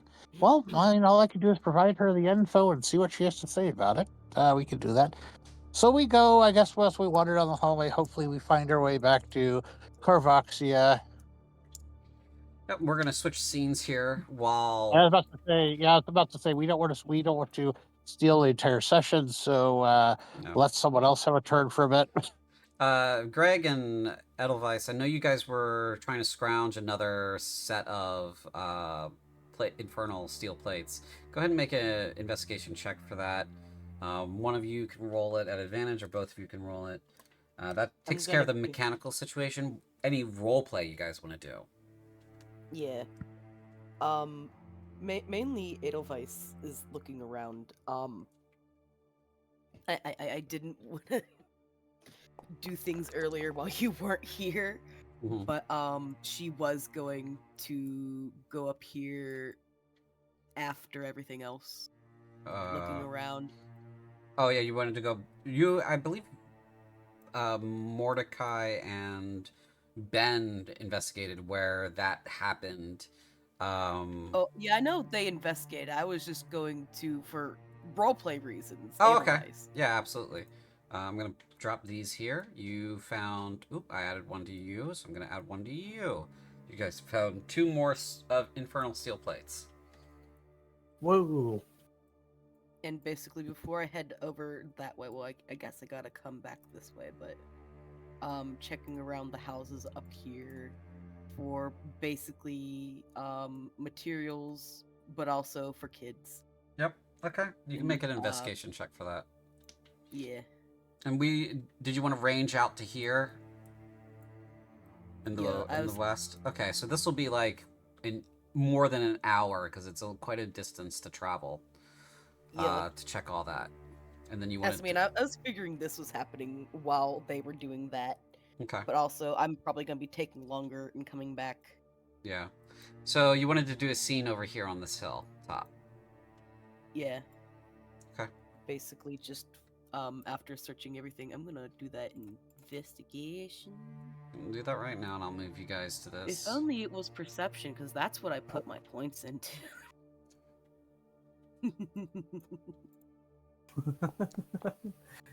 Yeah, if only I find the skills we were actually proficient in were the ones we used. Mm-hmm. Yeah. I don't know why you guys continue to choose to do the things that you're not good at, but it is what it is. Yeah, like I don't know why Mordecai continues to lie. You know, he's got a shit deception. You know what? Apparently, Greg, for not being super proficient in investigation, He does okay. isn't that bad at it. She does okay. Yeah. So Ed and Greg, you arrive at this little hilltop here. Yeah, I just casually threw Mordecai under the bus. No biggie. You do see like the signs of carnage that happened here, but there are no bodies other than the destroyed ballista. Yeah, Edelweiss is just looking at the destroyed ballista, and part of her thing is just like, you're not even here. I don't even get to see you again, do I? And she just starts tearing apart what's left of the ballista out of both rage and just trying to reclaim any scrap metal from it. Sure. But she does take one piece of the ballista's wood as kind of like a memento. Okay. Yeah, you take a scrap of ballista wood as a memento. You try to salvage whatever you can. Go ahead and then give me a strength check for me so we can see what you can pull off this piece of siege equipment. That's something I'm good at. That's a saving throw, dumb bitch.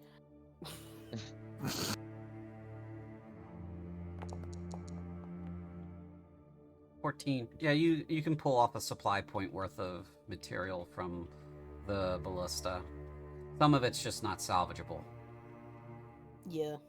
So I'll increase the party's supply points. Ooh.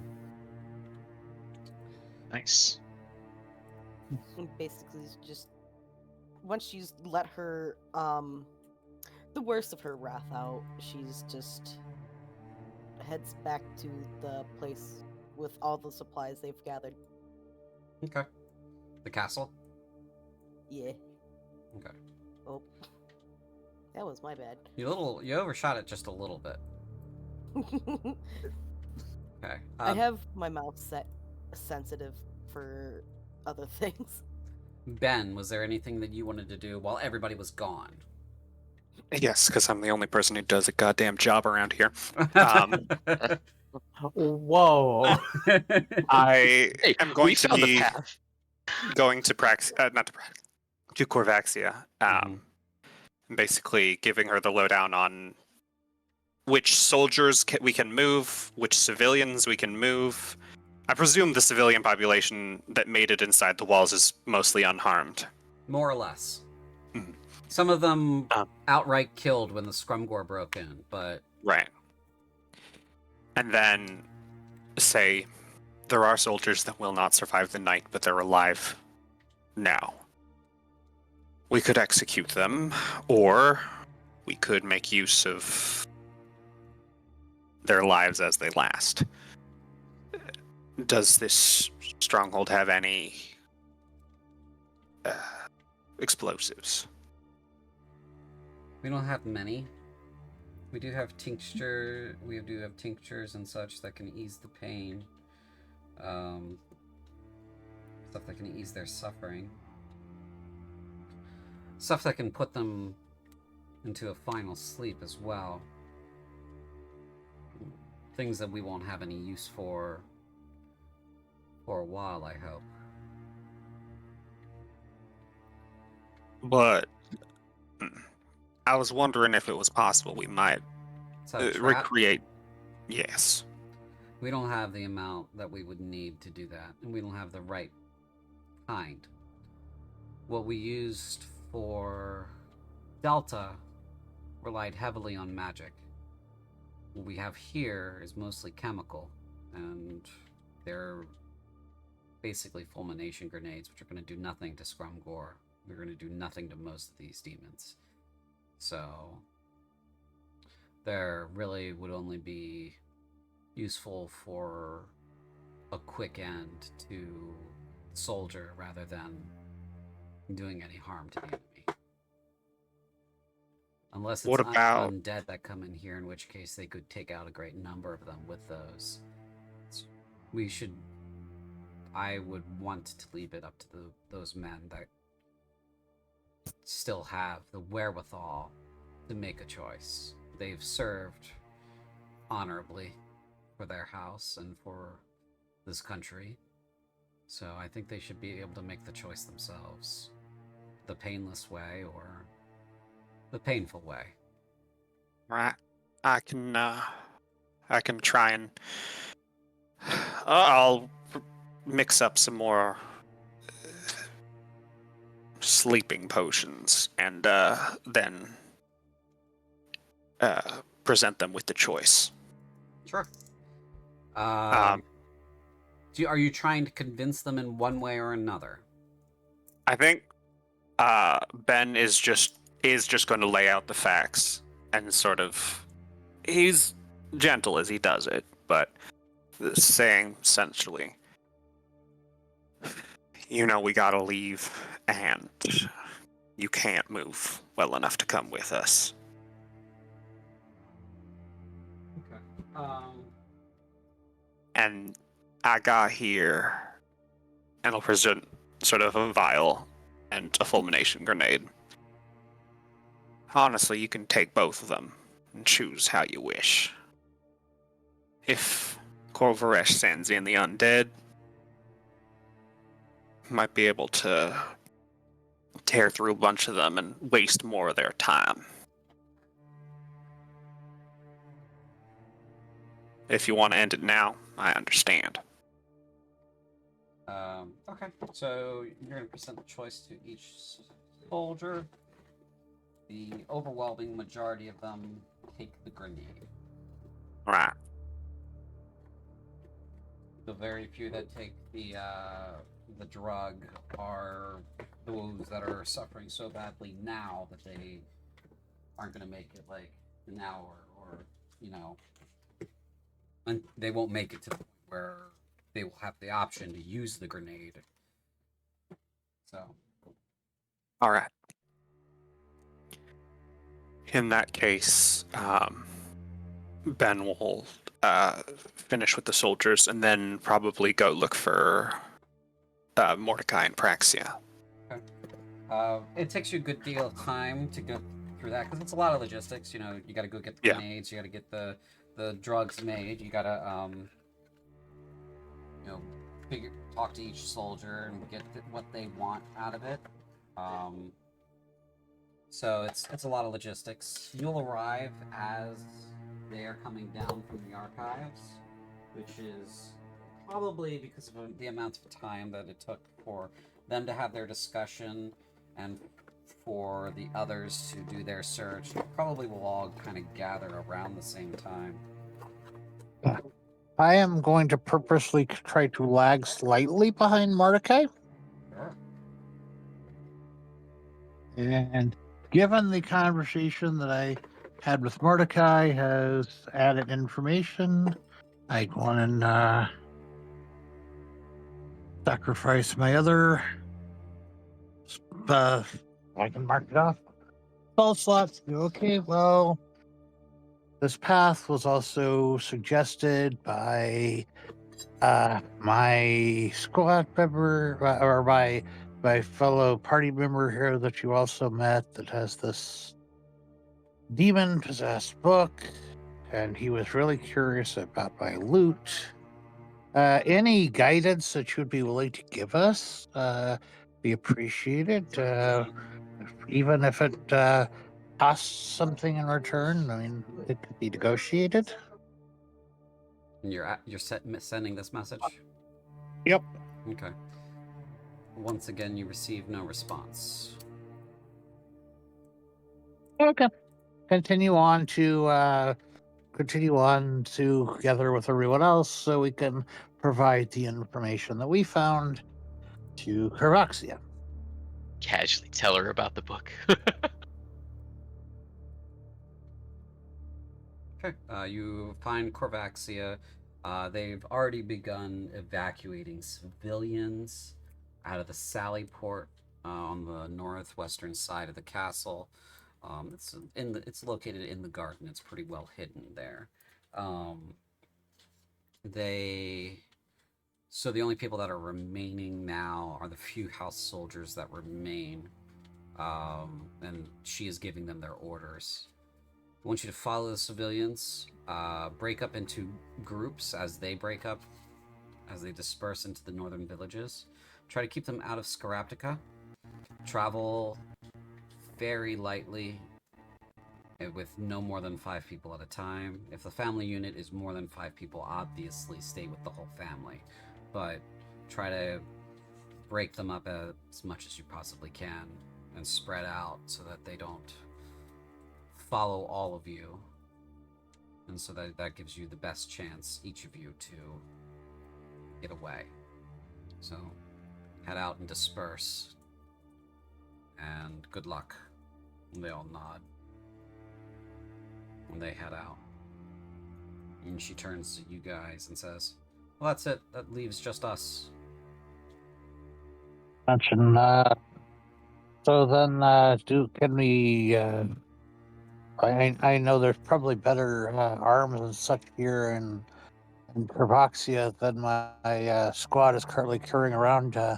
Mind if they collect some if they find something better than what they have currently while we make our plans? Yes, you can salvage what you can.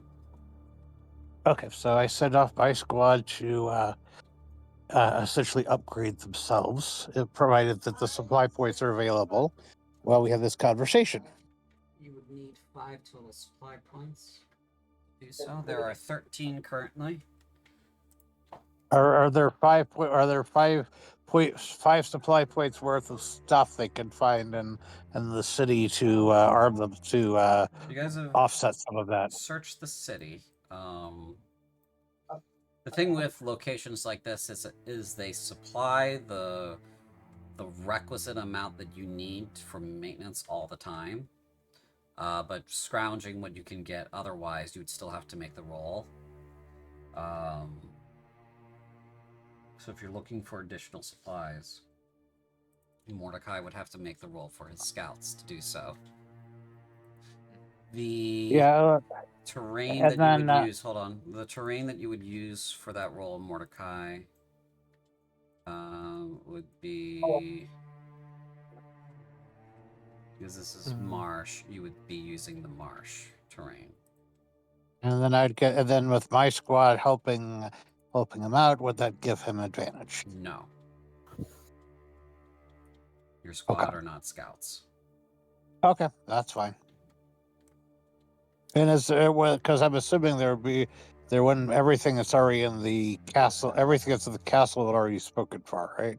More or less. Or is there like an armory with extra There is an supplies? armory with extra supplies, but it's not much. And this is what the scouts are looking for. They're going through Okay. and finding what else they can find. That's their job. Okay, that's fine. So I'll allow. So then, Mordecai, if you don't mind, Yeah. seeing if you can help out with that, that would be appreciated.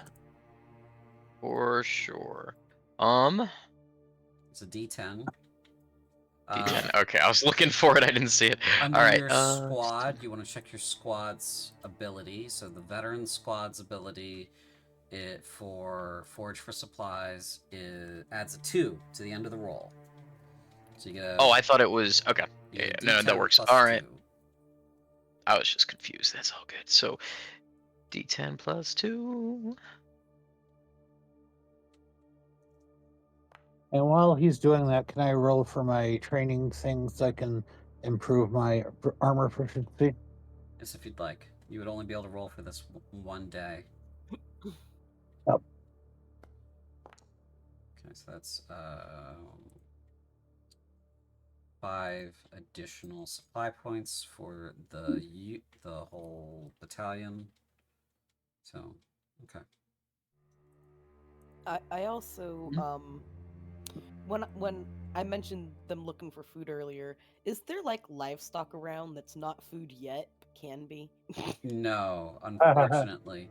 Whatever livestock that survived the battle was taken by the civilians. They would be needing it a lot more. There aren't really that Okay. many of you. Mm. I was gonna say if there's a chicken running around, Edelweiss is picking that up. Just, oh, hi, And- chicken, and just takes the chicken. Poor chicken. No, she doesn't just kill it outright, but Yeah. Unfortunately, if the whatever creature, whatever livestock creature it was, survived the battle, it was taken by the civilians. It was given to the civilians by the duchy. yes. So then it's like, well, I look over at Greg. It's like, well, I'm sure your folks could use some of this stuff as well. It looks like that it kind of gets us more on par equipment wise with the other folks here. It looks like that they had a previous opportunity to gather stuff before even my squad was able to catch back up to them. So I'm assuming between the two of us, we need to take some of this gear and kind of try to pass it out to our squad members for the benefit of everyone for whatever may lie ahead of us. Now, from the logistics standpoint, it will take a total of 10 supply points to upgrade both of your squads. And we have 21 right now, right? You have Or 18, sorry. 18. And so that would leave us with 8. Yep. So then I look around at Korvaxia and Ben and Mordecai and Edelweiss. Is that okay with you folks? Yes. We have more important things to worry about, like getting out of here. Right, but getting out of here may prove more dangerous than expected. So any little bit might help. And so I use that as the segue to passing on the information that we have. Said, hey, we came across a couple sources that kind of corroborate each other, kind of corroborate an old epic poem that has since fallen out of favor because how old it is from around these parts. Are more likely the health course side of the mountain pass here, of the mountains here, that there is indeed a road up into the mountains. Now, what that road leads to may not be exactly what we want to visit. Or maybe we do. Now, the existence of such a road seems to indicate to me that there is the possibility that we could then find a road back down the other side. It's the only other option we've found that doesn't run us into either the demons behind us or Korvaxia's demons in front of us. Worst case scenario, there is something also at this location in the mountains, some passage between a statue of what appears to be an angel and a demon that leads to where the hero of the epic poem sought his actual end, or sought his final end, as he was advanced in age. Now, he originally sought this path because he was hoping he would die a glorious death on the way up the mountains. So, from what we can tell, it is not a safe path. There are indeed quite a few creatures. There were, at least in the back when this was written, it said there are quite a few monsters. It was not specific as to what type that he had fought off, but none of them hadn't been able to lay hand on him or injure him. So there is that. Until he made it up to above the tree line, to where he found this path that continues on to who knows where. That's the only path that we have found any mention of. And like I said, we both independently found mentions of this path existing, and two completely different types of sources. And so this is the only possible hope that we have found that we can present to you folks as an alternative for consideration. The captain is sitting there. She has arrived to the group while you guys are talking, and she's sitting there now at the table. I would have waited till she showed up to Okay. present that information. So she's here, and she's got her helmet off, and she's sitting there, and she just looks away for a moment. And she runs her hand through her hair, her blonde hair, and says, "All right, so what do the rest of you think about this? Because we'd be going up this mountain. No guarantee there's a way down. But we wouldn't be traveling with all the civilians. That would be suicide. So we've already sent them off. The only ones that we have to worry about are Cyphershai and the Shogun." I can send an owl ahead to scout to see if it's there, even. We'd be happy to perform that service. And also, given Korvaxia's comment that you just made, if Korvaxia's forces are indeed interested in us, specifically, given that we kind of snapped him on the nose, given his parting comments, then if we are leading them in a direction that is not the one being taken by the civilians, that even if the path doesn't end up getting us to where we're going, maybe we are buying enough time to get the civilians from Korvaxia to a safer place. Yeah. What do the rest of you think about this? I've heard enough from Praxia about it. I, of course, agree. I also found the same information, and I think that this is a worthwhile plan. What about you, Ed? Do you want to go die on a haunted mountain? I'm fine with anything. I'm sure you are. All right, Ben, Greg. Like I said, Captain, I can send an owl ahead to see if this path even exists. It's about 200 miles to the mountains. Overland, owl can make it faster than we can. We'll know maybe 2 days earlier. All right. Well, here's Greg. What do you think? At the very least, if this path is not real, we will have led the enemy on a goose chase for a while, giving civilians time to escape. Yes. Did Alright. Kubrash even want the civilians? I thought he wanted this place as a as a staging ground. Who knows what he wants?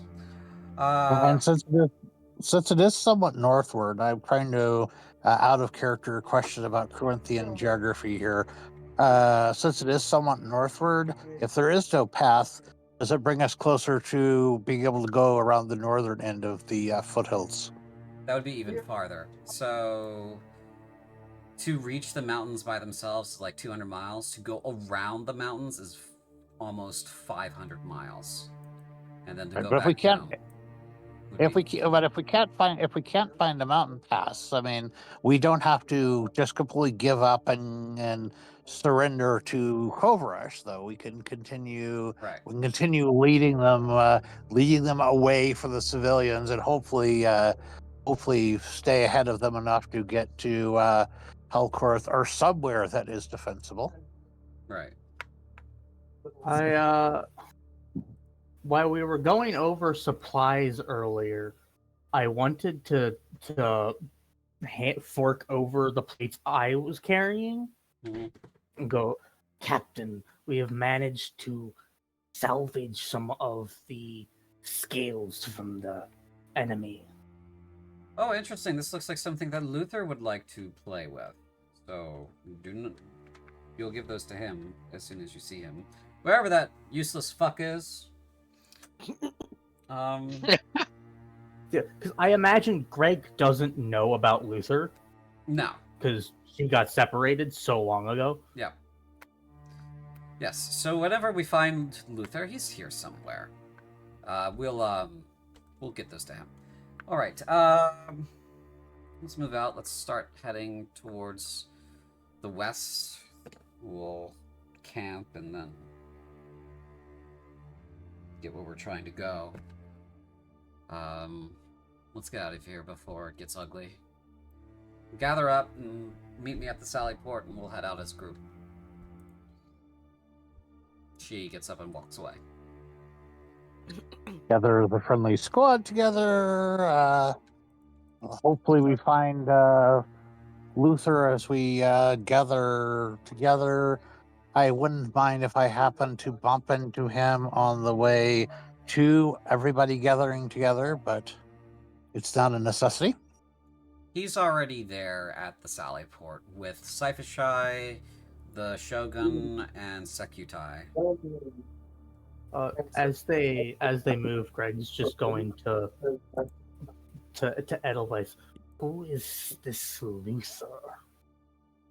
It's this dude who does the magic item stuff, but right now we're not even sure we can trust him all that much. She's not saying this anywhere near Luther, by the way. Yep. Okay. He's kind of hiding who he is. So he's very skilled, but Suspicious. It's putting it lightly. well, hopefully that does not bite us in the ass. Foundry crashed for me. It No. swapped maps. Sit her ass bitten. Now the other character that you mentioned, Cyphishai, the Shogun, and who was the other person? Sekutai, which was the commander's aide. Oh, the commander's aide here at Korvaxia. Yes, the commander's aide is here with Korvaxia, with Captain Korvaxia. He managed to get away from Delta, but you have not seen hide nor hair of the commander since Delta. Okay. I've got a question. Yep. How fast we travel? 30 miles a day? Roughly. Yep. Okay, then actually my owl can make it twice as fast as we can. So it'll take us about 7 days. It would take the owl there and back about the same then, right? Well, no. We'll 3 run into days. the owl before them. Okay. Yeah, though. Math. Can math really? Can. So we should know 3 days into our journey if this path exists.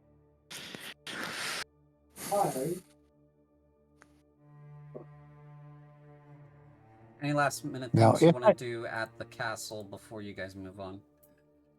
if I get a chance to, if I get a chance to get a whispered word to Luther, I will take it. Sure. Are you talking like bump into him, whisper something dirty and nasty, like fuck you, or are you talking like I want to have a long conversation with him? I want to. I do not know if it will be a long conversation.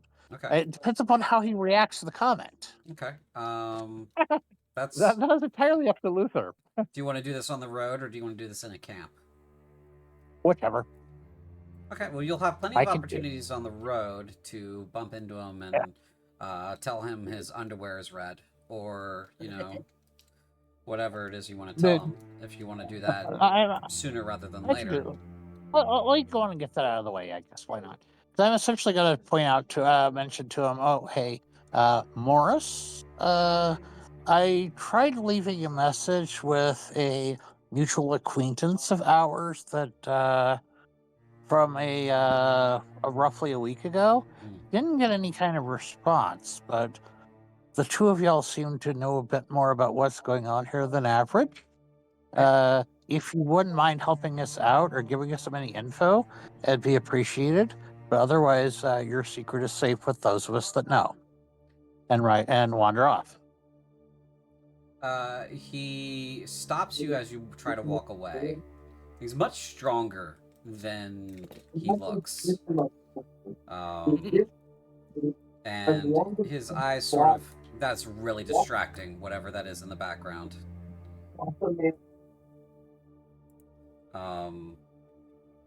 Sorry. His eyes kind of flash this bright blue, and he says, if you want to live, you should stop talking to her. Huh.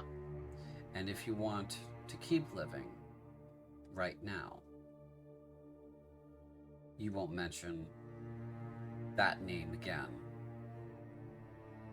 in this company. What name? I don't know any name. Good. And he lets you go. I said, well, but if talking to her is a bad idea, if we want to keep living, and you have similar ability level, and what can you do to help, or what information can you give us that you're hiding that will help us get out of this in one piece? Oh, man. You guys, if you're all in cahoots about this, he says. He uses the word cahoots. He says, if you all are in cahoots about this, I'm just going to be beside myself, because if you're all running around here with your heads cut off, not worried about whatever this mission is that you've been given, escort these two kids to wherever, if you're worrying about the fate of the world, if you're worrying about the pending apocalypse, if you're worried about all that stuff, it's totally outside of your control. You need to stop. You need to stop. Because if you don't, you're going to get so distracted by what's going on here in your little head, the fate of the world, you're all going to die. And your mission's not going to matter. Do your job, soldier. Just worry about what you're told to do from your captain. And don't go looking for help from places that aren't supposed to have the help for you. I'm just a quartermaster. I don't know anything. All I do is provide stuff. So stop asking fucking questions. Get marching. Now, do I need an insight check to realize that he's bluffing? Given what I know. You would need an insight check to determine whether or not you think he's actually bluffing. Okay.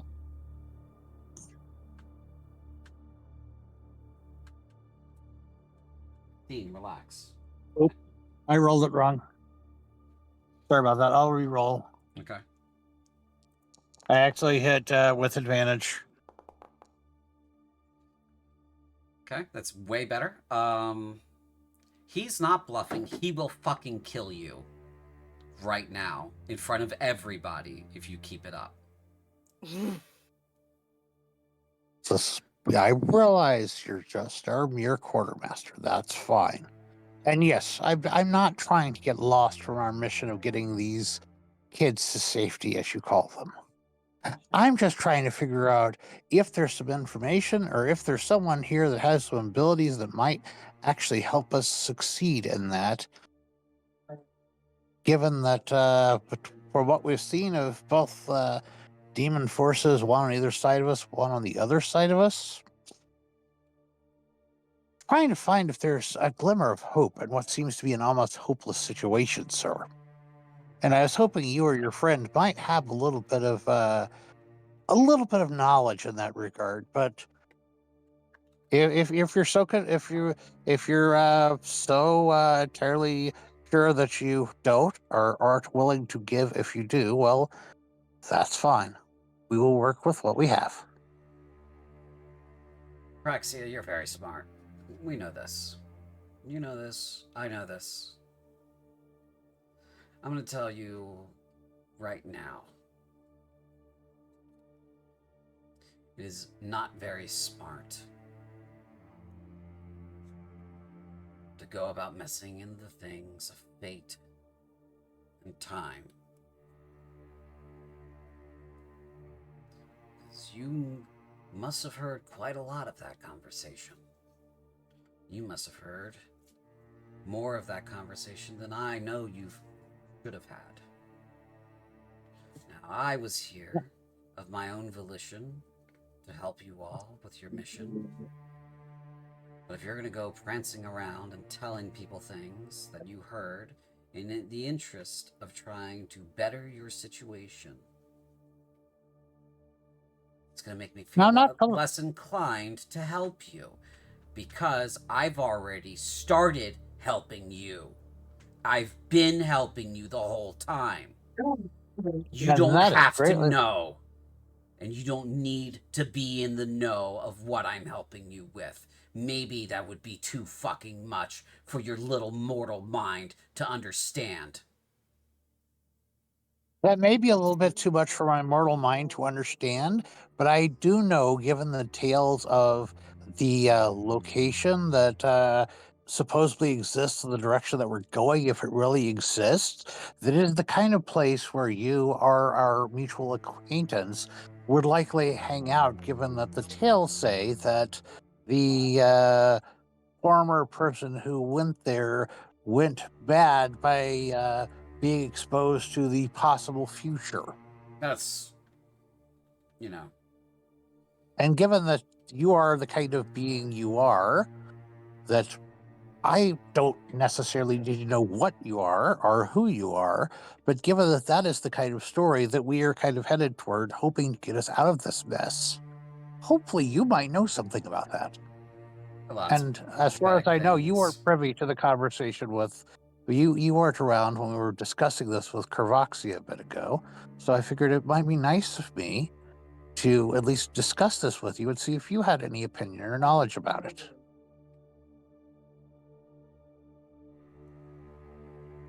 What happens to you all and where we go has no bearing on what happens to me. Look at all those for.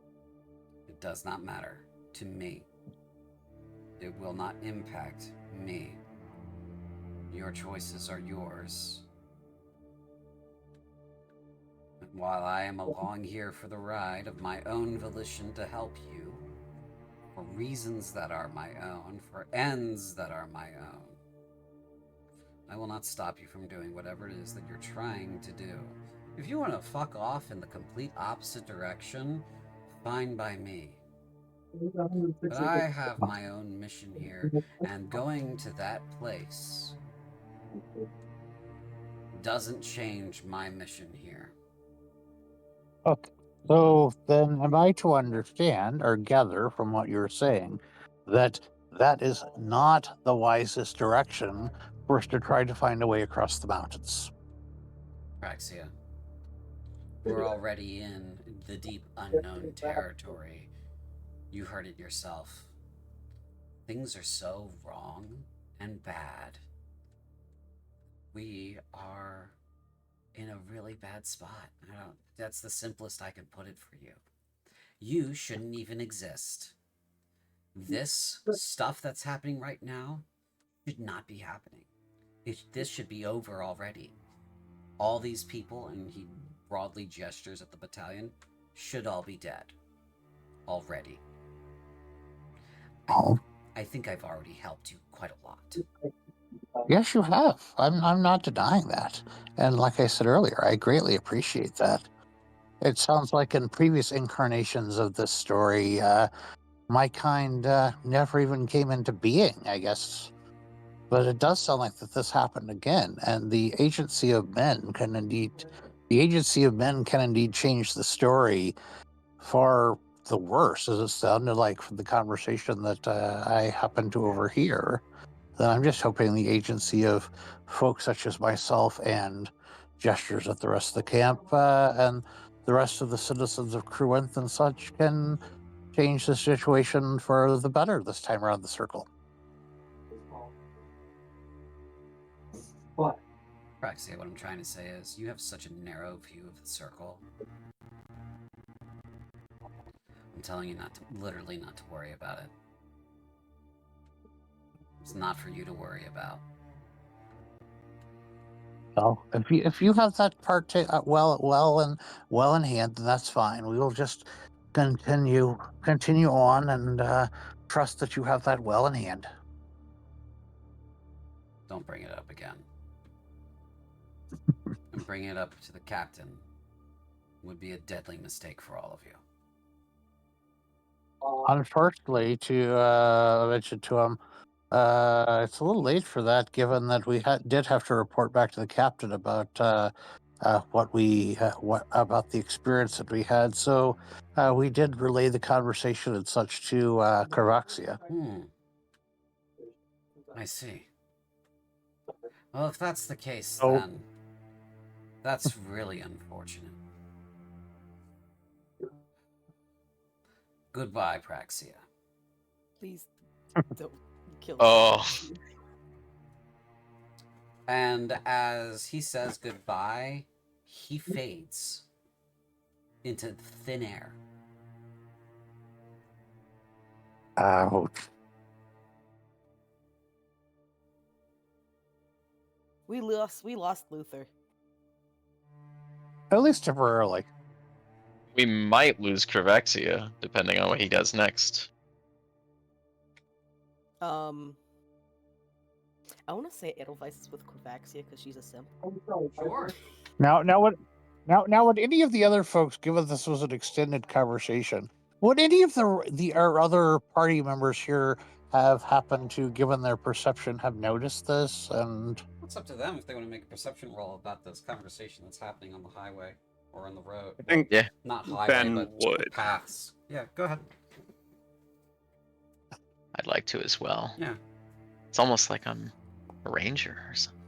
Oh, damn. Ranger that didn't see shit. You know, your little boy is so cute right now.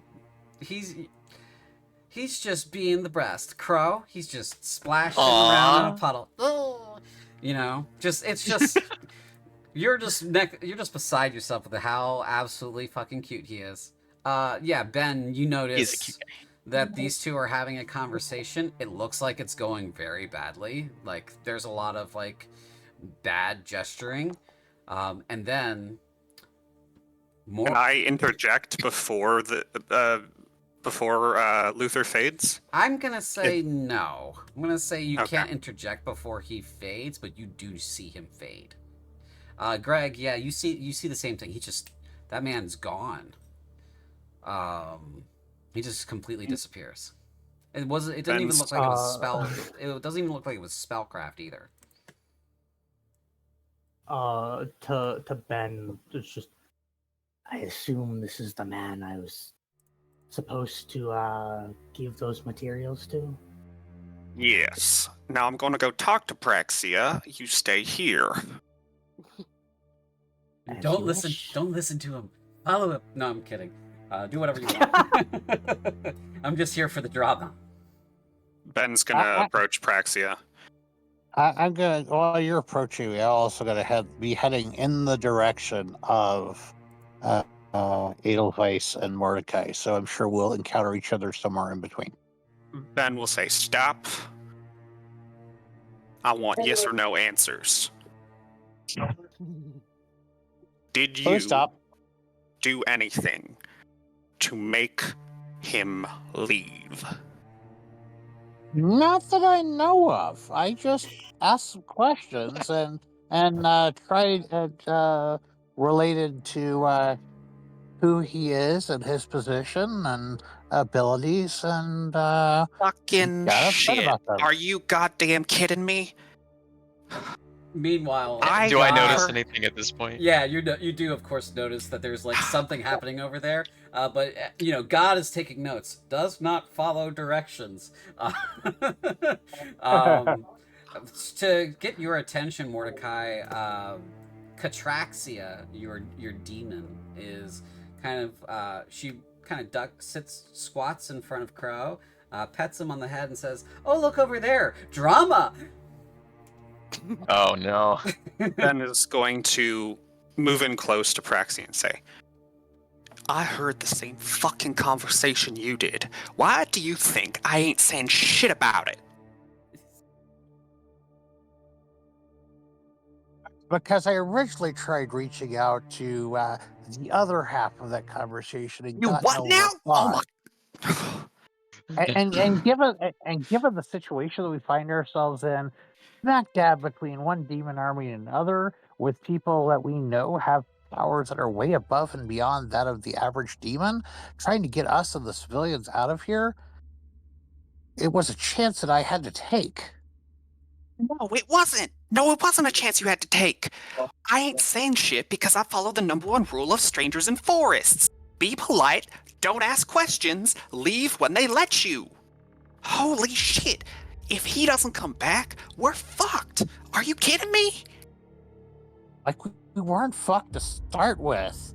You've seen Kovaresh. I seen Korvaxia, which is why we're going through the fucking mountains.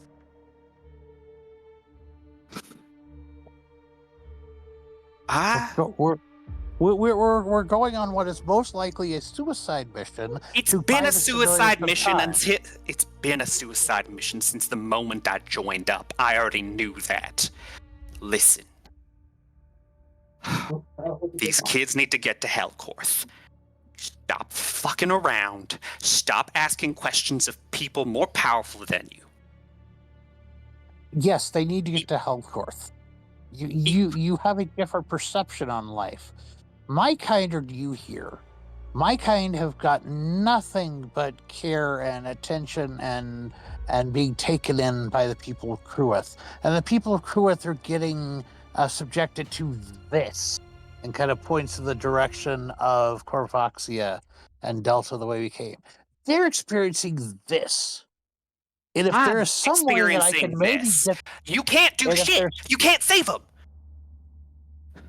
I can't save them, but if there's something that I can do to maybe help to tip the scales in their favor, then it is my duty, given all they've done for me, to give it a damn shot. And you've just made it worse.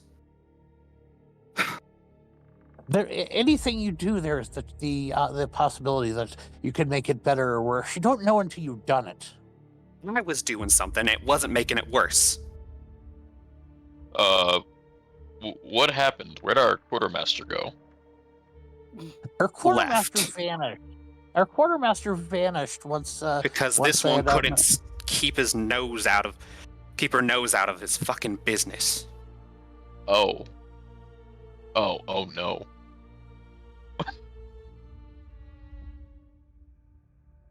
Yeah, That's- given that I kind of bring Mordecai up to speed. Yeah, given that the conversation that I mentioned to you earlier that I got no response to, I figured I would inquire something similar of our good friend sometimes known as Luther, and he didn't take kindly to being asked about that.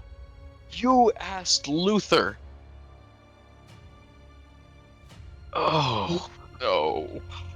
You ain't the only smart person here, Praxia. We all knew the same shit you knew. We all had the same thought. We just didn't do it because it was a bad idea. You're lucky he didn't kill you. There is that. I give you that much. Although he seemed most upset by the fact that we had relayed the conversation that we observed to Captain Korvaxia. Yeah, because that jeopardizes his cover.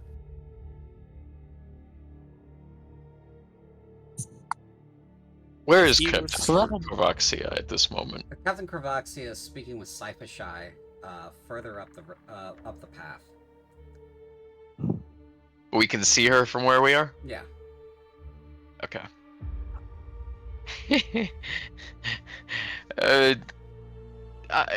Mordecai is just gonna watch that area and kind of finger a knife up his sleeve that he can throw at a moment's notice, just in case. Make Ben- a perception Okay. check for me, Mordecai. Oh no. In the meantime, Ben is going to look at Praxia and produce the staff. He made this for me in the matter of 3 days. This is an incredibly powerful item, and I killed a Purgator with it. Asking for more is how you end up biting the hand that feeds you. I made sure and thanked him profusely for the aid that he has Words given us ain't so shit. Questions is cost.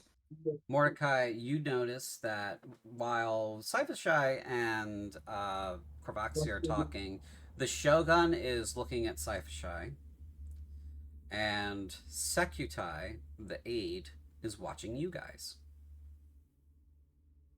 Sekutai. Have we interacted with them much? Not really. He is a teenager. He's an Inferni. He is the commander's aide. So you know him, but he's also administratum. He's not military. So he's the commander's like desk aide. Basically, like her liaison between the governor and herself. Huh. But he's here with Korvaxia. The commander hasn't been seen in like over a week.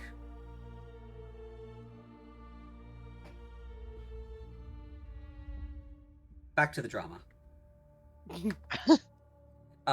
Edelweiss, you've noticed by now that they're shouting at each other. Edelweiss is staying out of this. I think Edelweiss, your squad's like, this is smart. We should stay over here.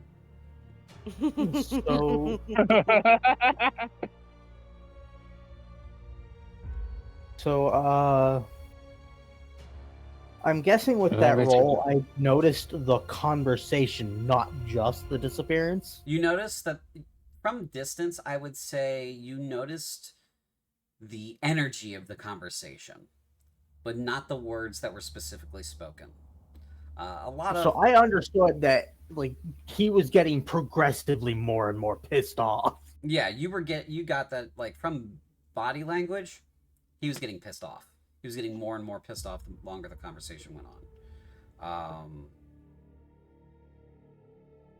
Just from, like, his posture. Mm-hmm. Fun. as soon as Ben realizes that people are looking at him, he'll immediately sort of like stop, take a breath. Well, let's hope we can survive without a quartermaster. And I got my people to see to. Let's hope we can survive despite the quartermaster. I don't want to hear shit from you for at least a day. And I'm going to go scout. Ben will leave. Okay. It's fine.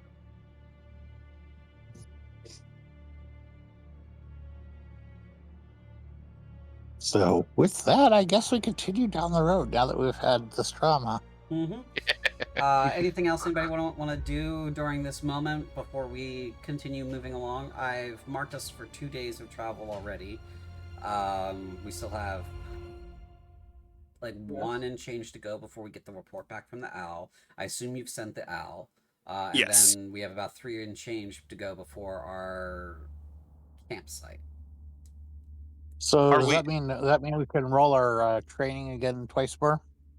Yes, but we should wait until we have the full Okay. amount banked before we do Okay. any rolls. So That's fine. Yes. so that's a yes on the owl? Yeah, Okay. yeah. So anything else we want to do at this moment before we move on?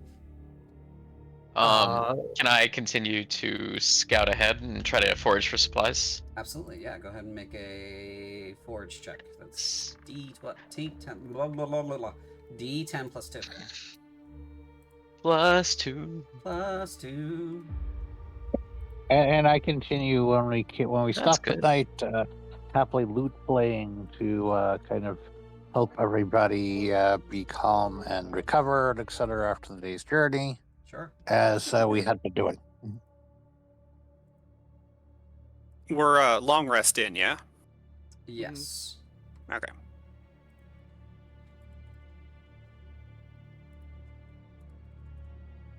Okay. We will move across now to here.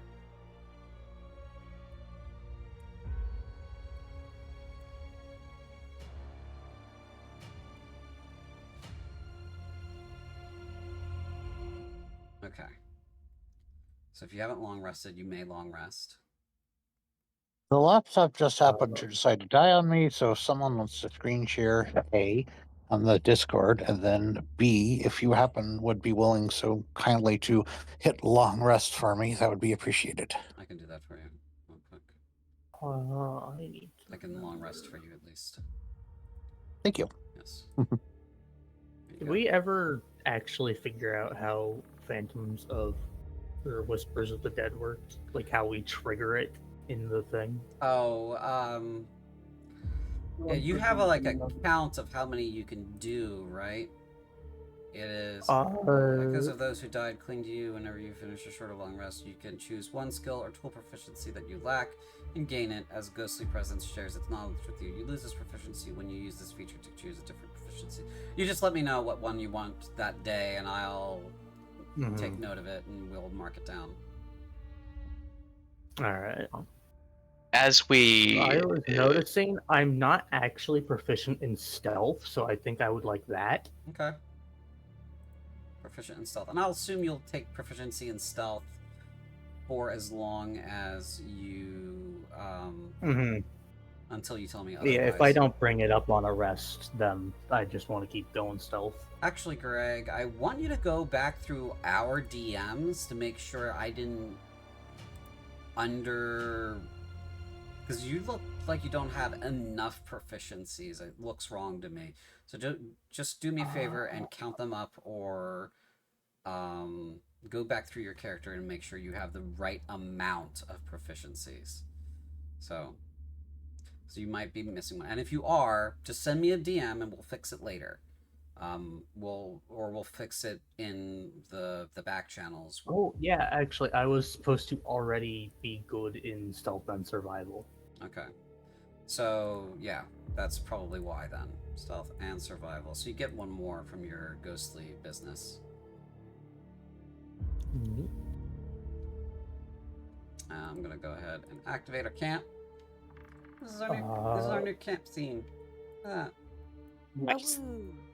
Oh, I guess right now, the thing that would benefit us most is if I was proficient in nature. Okay. Nature. There you go. That's for now. So, Okay. I So have a dumb thing. you have a dumb thing? I love dumb things. Oh, Edelweiss you like was me? going to ask if anyone wanted to share a tent. As in quote marks, share a tent? Yes, quote mark share a tent. Is she asking NPCs or player characters? Well, she's offering it to her squad mates first, but also hoping that Captain isn't like so close. But I mean, Oh. who's the captain to judge? Well, yeah, Captain's not gonna be involved in that kind of business. I know she's not, but married and she's gonna, but quite she's happy. probably gonna judge.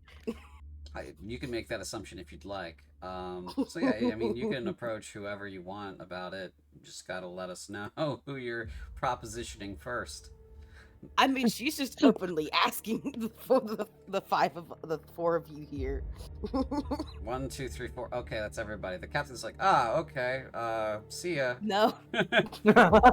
Bye. Gotta start on dinner.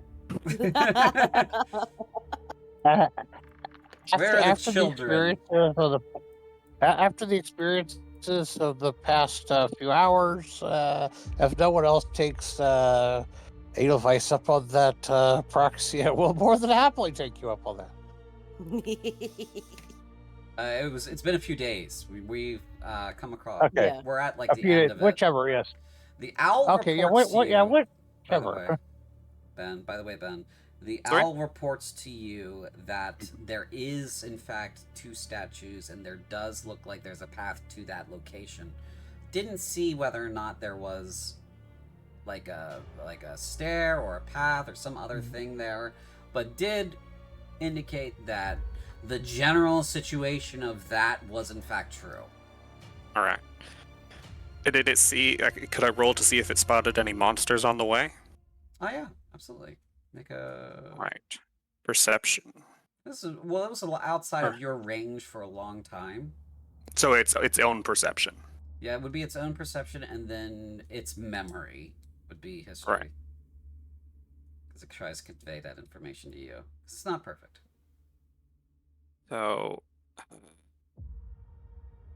it's got advantage, so it'll roll.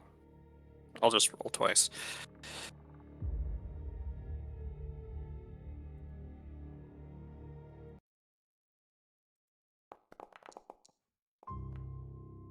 That's a 10. Did not So- spot any monsters. All right. My computer froze. That's because I loaded new music. So yeah, I guess Praxia and Ed are going off to Bone. Which is kind of hard since they're both girls, but I mean, Edelweiss can work with that. All right, I'm sure that's enough. Pick a tent. I don't care which one you guys go into. Fade to black. Yeah, there you go. Oh no, I'm going over here. That's fine. There you go. Also, she picks up Praxia. They're just hearts and stuff that fly out of the tent like this is The Sims.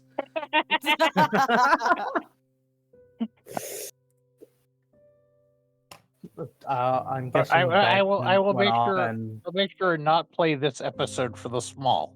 Okay. Yeah, there's a lot of content in this one. What were you saying, Greg? I'm guessing Ben went off and followed the captain. It looks that way. Oh, all right.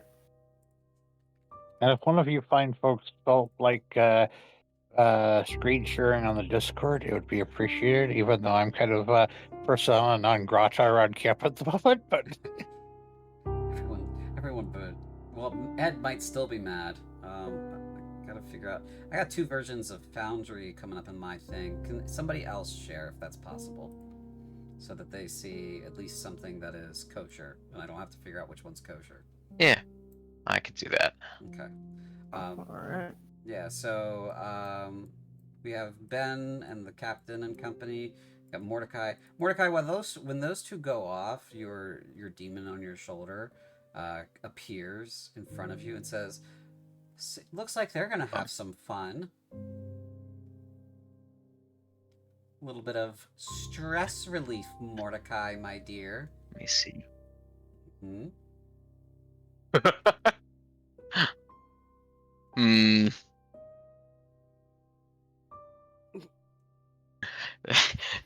Mordecai's just gonna blush at that. Oh, you've never. Oh no, she says. Not never. We've got to fix that. We gotta Hey, fix that before Mordecai, you did you die. say that out loud? Mm, But you can't hear the demon. you know Greg. what? Yes, but there is no context. Yeah, You so just heard Greg's not like, never. who are you talking to? I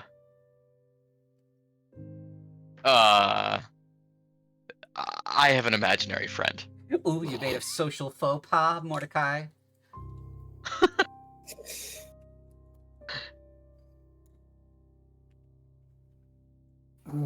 Yes. I see. He's crazy. He's not the only one. To continue, Katraxia says, "You sure you don't want to go off into a tent, get comfortable?" Is the demon flirting with him? Mordecai just kind of blushes and walks away, which is probably totally useless considering he's hallucinating her. So, Yeah, where do you go? Where are you going? oh god, just gonna try to be where there's other folks from my crew. So probably over Your here. whole crew is Start over trying here. to. Yeah, trying to strike up conversation with Jaffa over here. Sure. Jaffa is looking somehow sweatier than normal. Jaffa, you look like you've lost weight. Katraxia says, "Impossible." And he goes, "Oh, come on, Sarge, it's okay. You don't have to say that kind of thing." No, you look slimmer. She Definitely says, slimmer. "Who are you flirting with? Are you trying to fuck him?"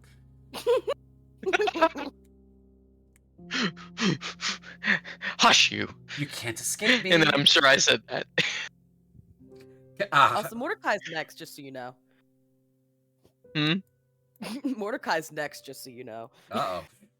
He's been Oh marked. god. Hobbs says, "Oh no. You've got it too. Boss, you've What? got it too.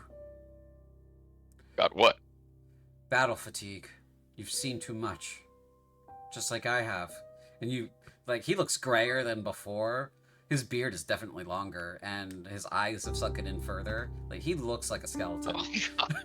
And he says, "You've got it too. Battle fatigue. We're gonna die soon, aren't we? Yeah, we're gonna die soon. Hob, I need you to get a hold of yourself. I need you to get a hold of your shit, sir. Serious. More of this. Hold on. I feel really tired. I gotta sit down." He sits down. Oh, "I'm not done with you God. yet, whippersnapper. We'll finish this later, sir, with all due respect. Jaffa, hand me one of those honey cakes I know you're packing." And he does.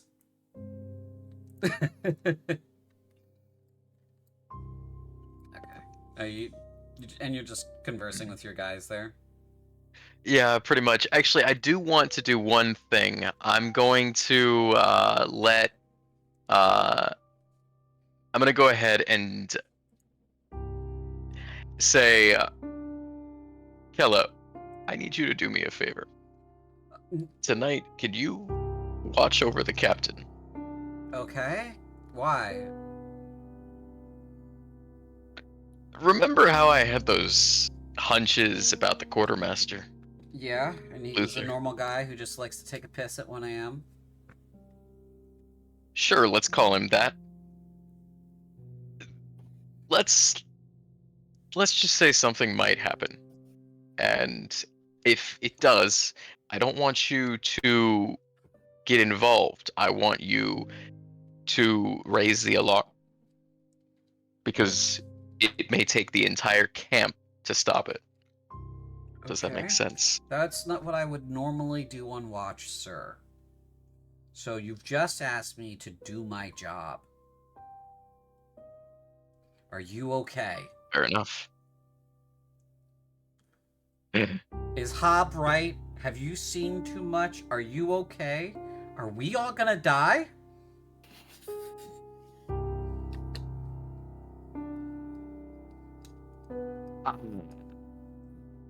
I'm gonna be in my tent. Catraxia follows you into the tent, of course, because you were. Oh no. You're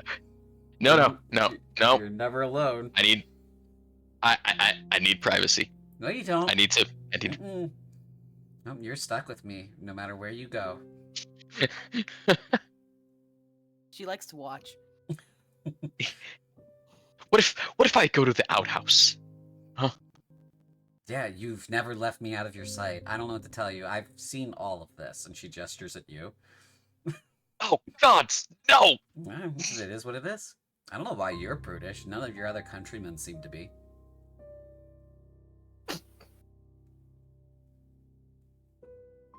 Look, I just want to be alone.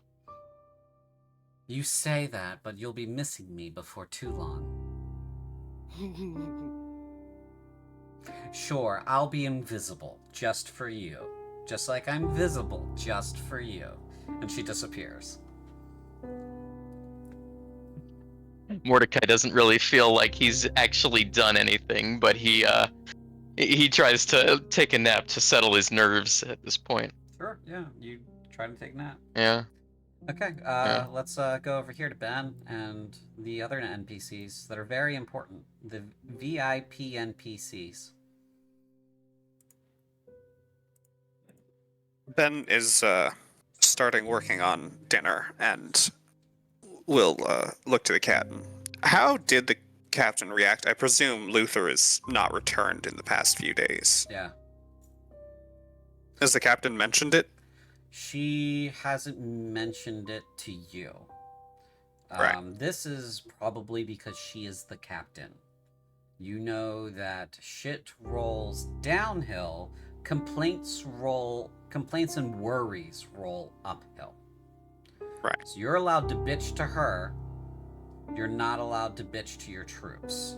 You're allowed to receive bitching from your troops, and they get the benefit of all of the shit rolling downhill towards them. Right.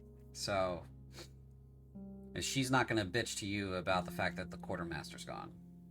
That's not like in the captain's officer nature.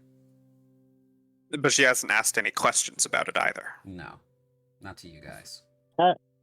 Has anyone else around camp kind of picked up the quartermaster type duties, or is the somebody's keeping an eye on making sure our supplies are continuing along with us and things of that sort, or There are a is it handful just of guys that are just kind of making sure that stuff is happening. Like, people have picked up the slack from him being gone, mostly your troopers around camp. They're just like, oh, Luther would normally ask me to do this anyway, so I just do it now. Or Luther would have asked me to go and do this for him, and I just do it now. The quartermaster doesn't have like a team. He borrows from everybody else. So a lot of the stuff is getting done, but none of the stuff that he would normally be doing as a runesmith is getting done. And none of the paperwork that goes along with his job is getting done either. So from a stress on your organization standpoint, it's just a lot of your guys are doing stuff that they haven't been strictly ordered to do, but they've been doing for so long as help that they just consider it part of their normal duties. So you miss out on your troops for some of the day, but from a logistical end of things, you guys no longer have access to magical enchantments, and you no longer have access to magical items because you don't have a runesmith in the organization anymore.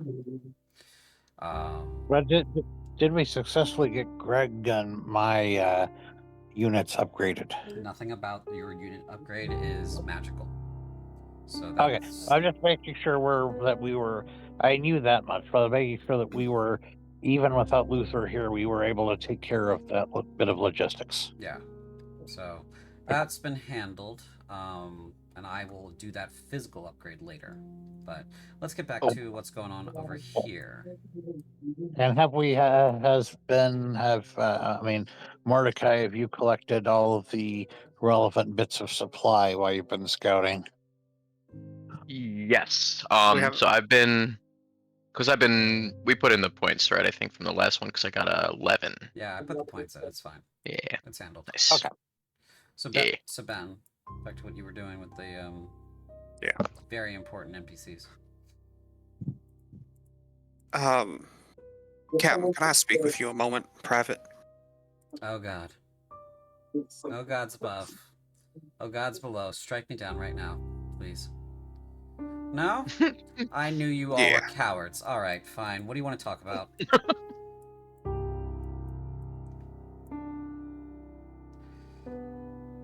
This is far enough. I want to be within visible range of other people. A lot of weird shit's been happening. I was just wondering if you had any way of contacting Luther.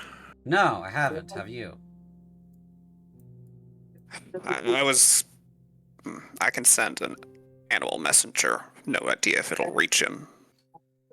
I guess if you want, if that's something you can do, I guess it's something you should do. I don't want to contact. Never mind. No, that's interesting. Why don't you want to contact our very important quartermaster, Ben? What happened? Because he's incredibly irascible and Praxia pissed him off. Okay, so this is all new information, aside from the fact that he's a little bit of a dick. We knew that about him. Praxia pissed him off. Yeah. Bad enough for him to fucking go AWOL? Alright. You remember what you told Praxia to spy on? Yes. You recall the bit of information that she relayed to you? Hold on. I'm hearing a lot of stuff in the background again. Yep. Can that get muted, please? Thank you. Can you repeat what you said? You recall what Praxia relayed to you about the conversation she overheard? Yes. She wouldn't leave it alone. Kept asking him about it. And apparently, you knowing was a deal breaker. I don't care what his business is. I just know we need a roomsmith. So I was going to send him a message and say, look, I can keep a lid on it. We'll all act like we don't know, and you can act like you don't know, because that's what we need to do.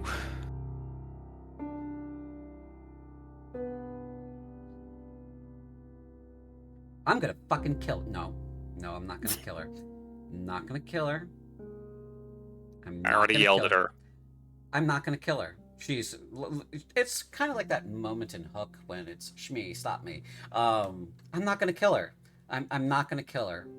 Ben, I'm not gonna kill her. I'm gonna fucking kill her. I'm gonna kill her. I'm gonna kill her. Captain. I'm not gonna kill her. Captain, listen. I'm not gonna kill her, Ben. The message only works true if we all act like nothing happened and we don't know shit. I'm not gonna kill her, Ben. Good. I'm not gonna kill her. Not while she's with Edelweiss. Alright.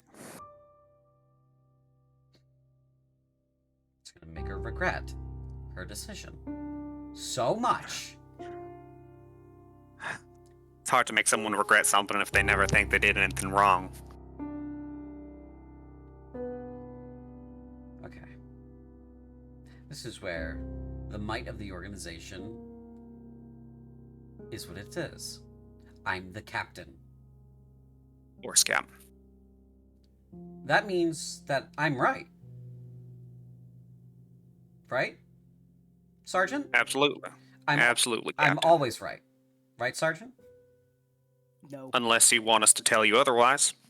Correct. The words coming out of my mouth are the literal truth. The complete truth. Correct? Provided you ain't lying, and I don't think you are. Right. That tree is fucking blue. Truth. Correct? Correct. Correct. Right. So, it's not going to be a matter of whether or not they think they did something wrong. I am the captain. As far as I'm concerned, and as far as the military is concerned, and as far as this organization is concerned, and is able to continue to function the way it's supposed to, I am its god. Interesting turn of phrase, but essentially. Right. I am a tyrannical, supreme being. I am its god. You all live and die at my pleasure. So, that being said, there is going to be something that will happen. We will all feel better about it, because people will stop making decisions that need to be left to the captain on their own. We will find that fine line of having initiative and relying on the captain's godlike powers, right, Sergeant? Of course, Captain. Absolutely. Okay. So, continue, Sergeant, please.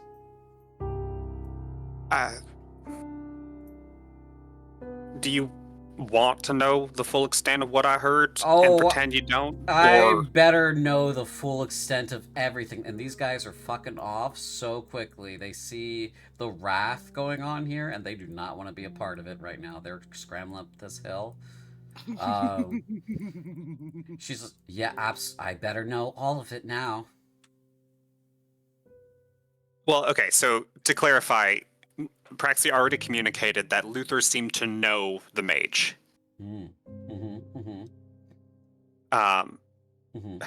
That mage is stronger than anything I've seen, anything I know of.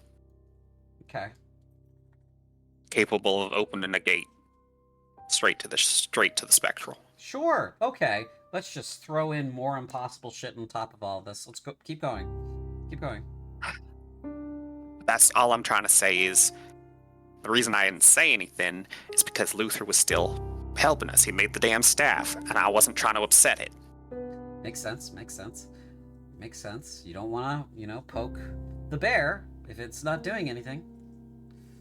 So, I'd shoot Praxi out for poking the bear, as it were, and I just,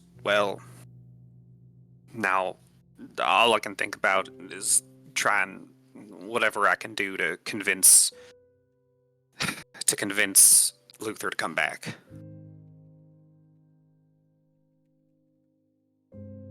Yeah, so she says, forget about Luther for now.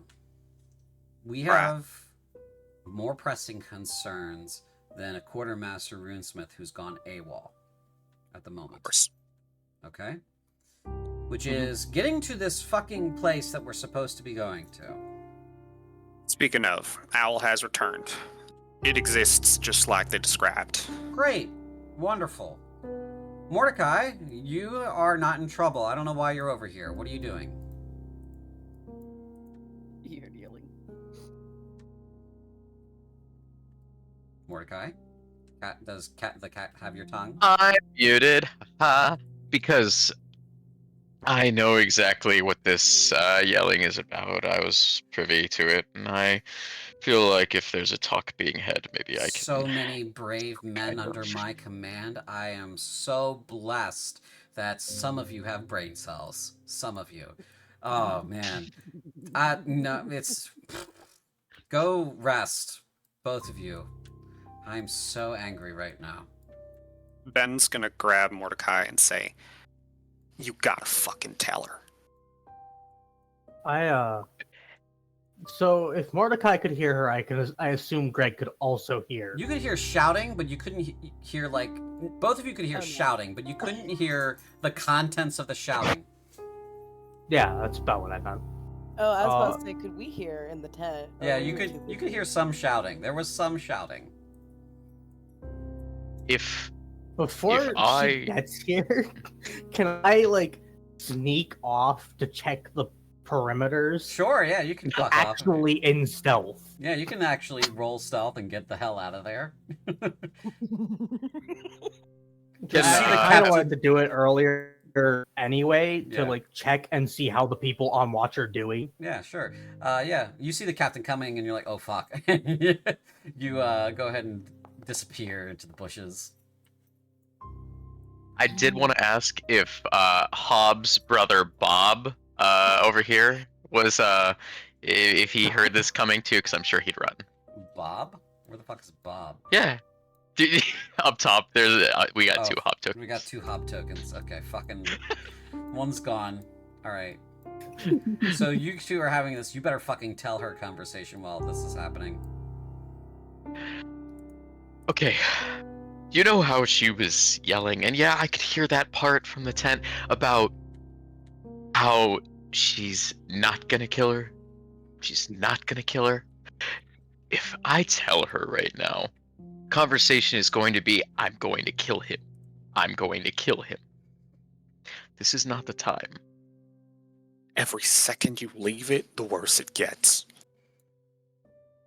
How could this get worse?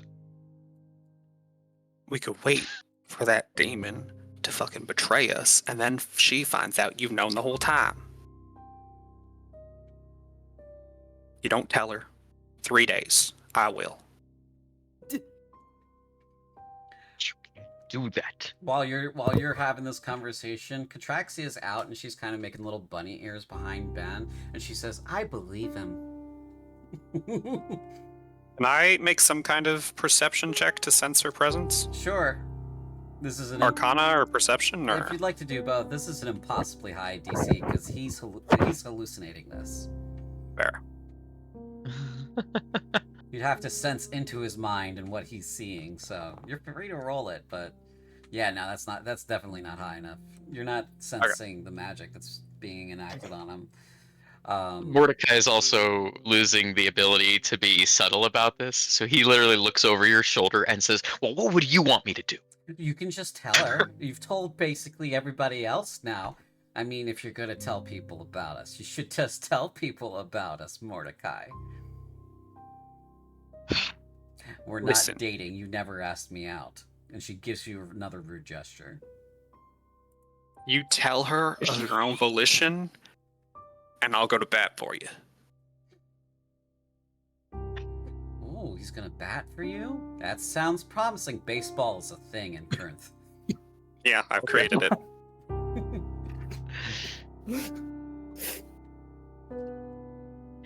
I'll tell her you've been using it as safely as you can. Which I do believe, more or less. Oh god. Use me safely as you can, Mordecai, please. Be gentle. And she kind of like sneaks off towards the bushes and just hides behind a bush. Ooh. No, not that. Not like that. He sure sounded like it. Phrasing. Maybe not tonight, but soon. Fine. I don't want to lose you to a summary execution or a demon.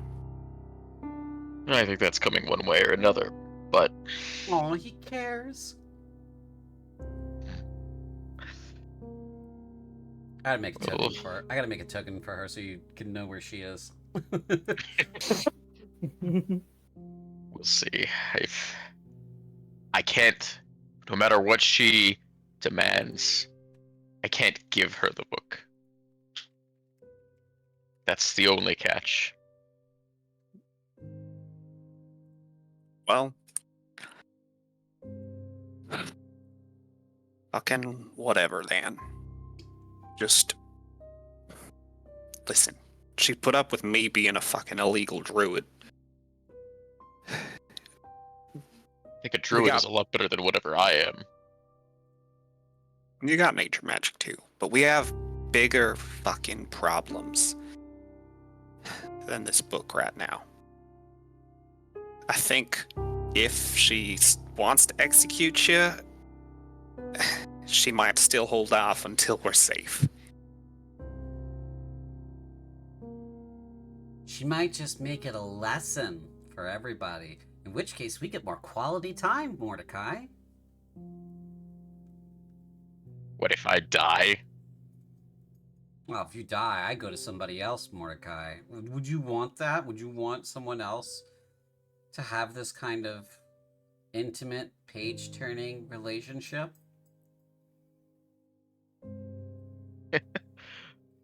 I feel Mordecai like she'd just- be jealous. Hmm? I feel like she'd be jealous. Hmm. Mordecai also said that out loud, by the way, too. You've been seeing him just What say was shit the that specific doesn't- words that he said out loud? Oh God, what did I say? We don't have a rewind button.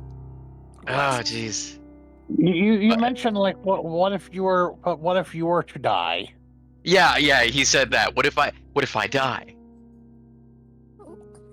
Like Because I I think. I can't Go ahead. stop her, but I can plead your case.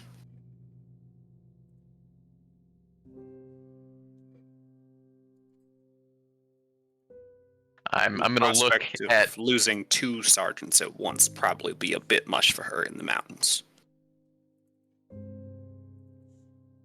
I'm gonna look at her, and then I'm gonna look at you, and talking to both of you, I say, I'll tell her, but I might need a speedy escape if I do, just in case.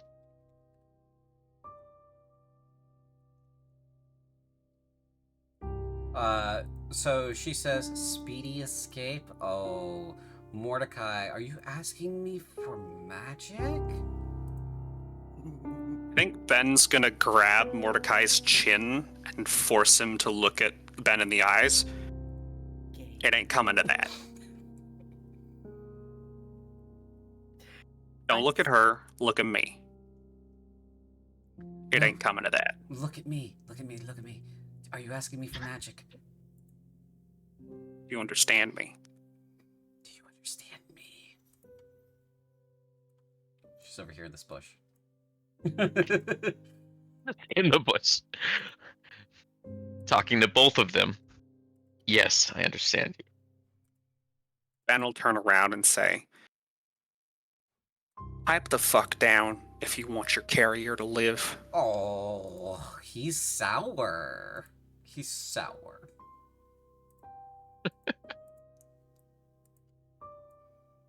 Alright, I gotta finish fucking dinner. I hope he's not, she says. Seriously, though, if you want some magic, Mordecai, we can talk about that. At what cost? Oh, just permanent lifelong bond between 2 consenting spirits here. You, me. I'm sure that comes with no other strings attached. Or just all of the legal strings attached for that kind of bond.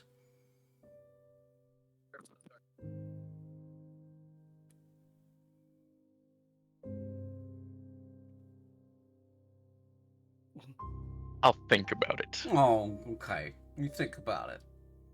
You can say yes whenever you want. Even if you're about to die. She squeezes your cheek and then kind of skips off over here. And she says, I want to go watch the drama.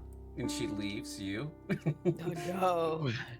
Well, shit, I have something to ask the captain too anyway, so... She seems to He's know gonna- exactly where you're going. Meanwhile, this is happening. Whatever's going on in here, she's waiting right here.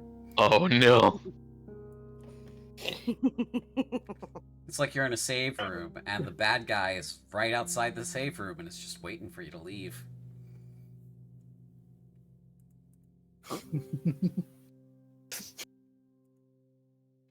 I mean, I can imagine we're just in there talking now. Because y'all have been doing your chatting for a bit. Sure. Do we know that? Do we realize that Korvaxia has wandered over? Have you peeked out of the tent?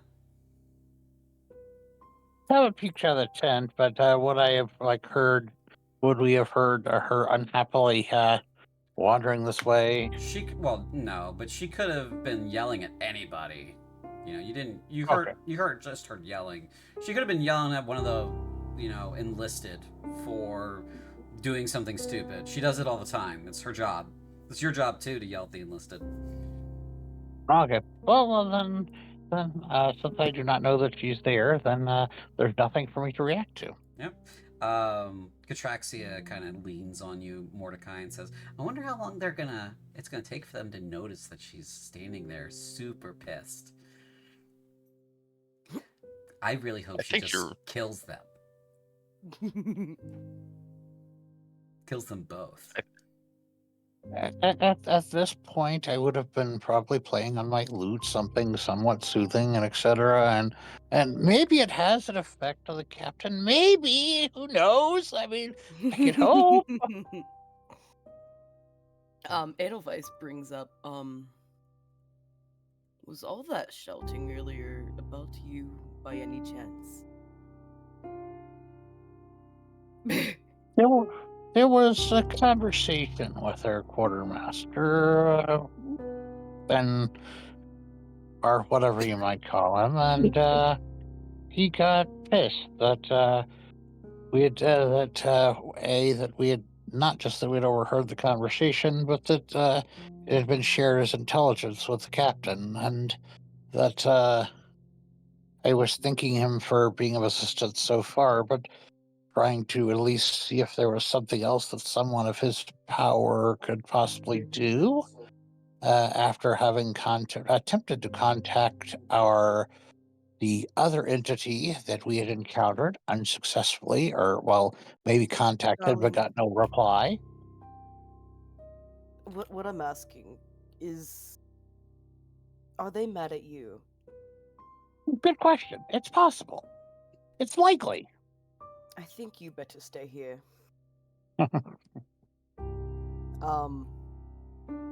Edelweiss does get dressed, and she's first to exit the tent.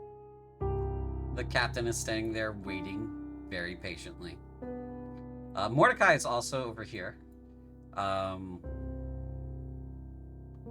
You don't see the demon, of course. Yes, I'm assuming you want the kitty, don't you? Oh, Kitty's been very bad. Kitty needs to be punished. Oh. Perhaps we can talk about this. I don't see what a sergeant is going to tell me to do. Well, if you're going to hurt anyone, let it be me. I think she's a little too tender to get roughed up. And I think the guilt would hurt her more. Man, it is a good thing you're not making the decisions. Go stand over there. I will deal with you next. And she points over here. Go.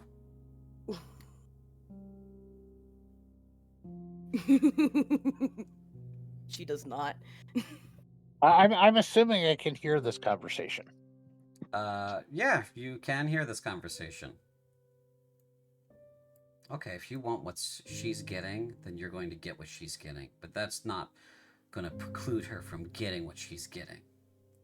There is a disciplinary order here in the military for a reason, Sergeant. Are you defying that order?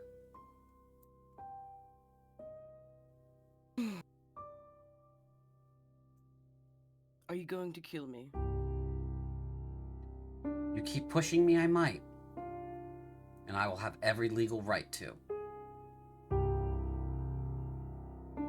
I'm already as good as dead out here, you know that. Yeah, but your decisions don't have to make sure everybody dies, do they? Go stand over there. Now, Sergeant.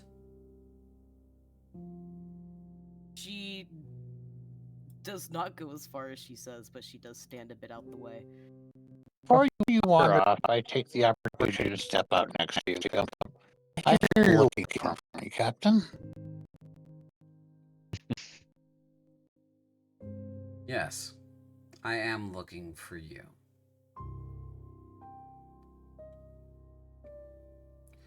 And I assume you're looking for me because of the situation with our so-called quartermaster, I am. who I did nothing but A, thank for trying to help us, and B, ask if he could help us further. No. And he got pissed and vanished. See, you've made once again a presumption that is incorrect. You've presumed that you could bypass the chain of command and issue orders or requests to the quartermaster that fall outside of your power to do so. Asking for his help beyond his capacities as quartermaster is not for you to do. It is for me to do. I am the captain. That is my job. Well, then, if he were here, I would suggest that you would ask him then. This is not a conversation, Praxia.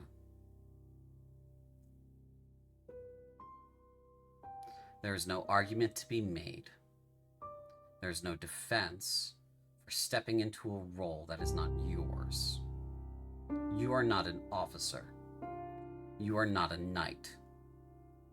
You are a soldier.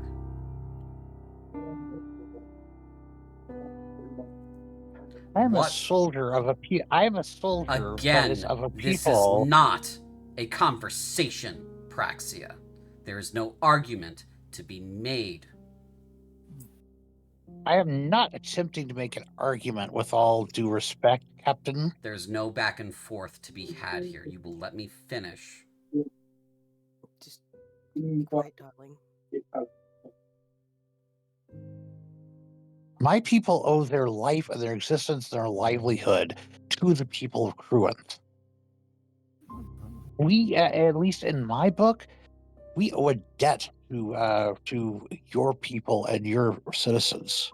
I don't give a flying And I'm fuck for doing your my- justifications, Praxia. I don't give a flying fuck for what reason you thought you had to go over my head on a decision that should have been mine. You gave me the information you gathered. Why didn't you trust me to make the best decision possible for the unit?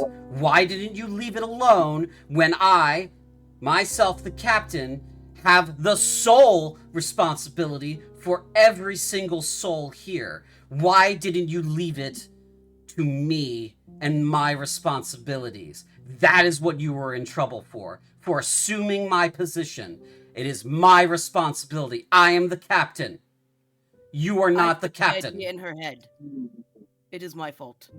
You put the idea in her. You shut the fuck up, Edelweiss. I'm talking to her right now. I will talk to you later about this. Was it a stupid idea? Yes, it turned out to be a stupid idea. What was there? How was I? Did I have any way to know that it would end up being a stupid idea? Not necessarily. I don't have the life experience here in this world that you do, so I tend to occasionally make stupid mistakes. I am aware of that. And yes, you have every right to be pissed about this, and yes, it is your job to do these things. And I intend to leave those things to your doing going forward. Wonderful. Then you will accept your punishment as your due.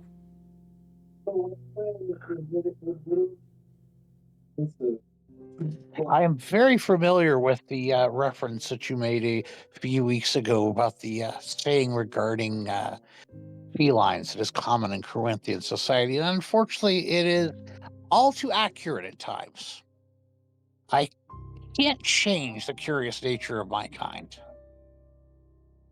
So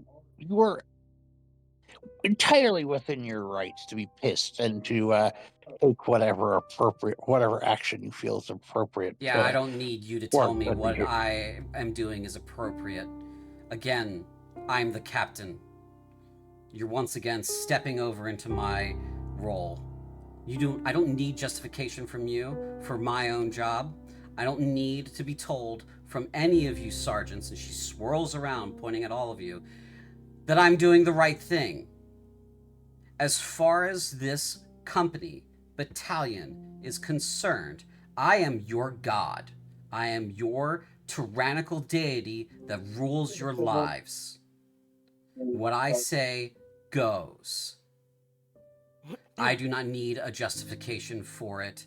You are to intrinsically trust me. That is how the military works. It was drilled into you in training, and I don't understand why all of a sudden, in the past week and change, you all suddenly have this streak of independent will, and it's driving me insane.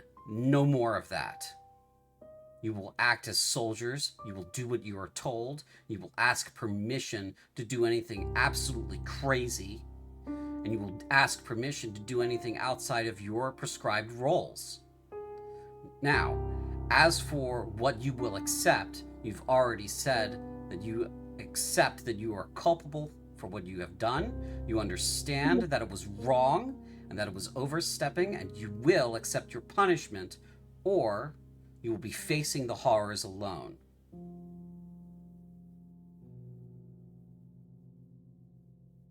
So what will it be? Do you accept the punishment? Yes or no? She just nods. Good.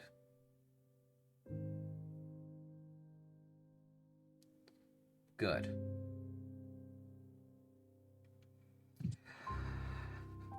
As punishment for overstepping, for the crime of acting as an officer without the commission, I sentence you to 24 hours of exposure.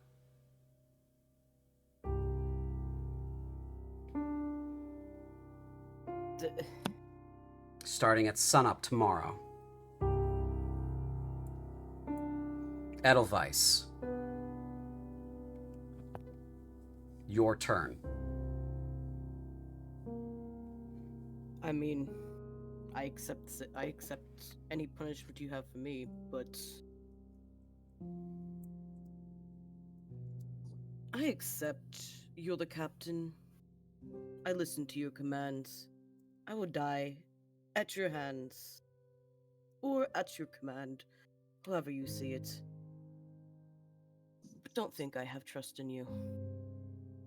I really think you're really not that much different than all the other nobles I know. I just ask that you trust in the commands and the office of captain.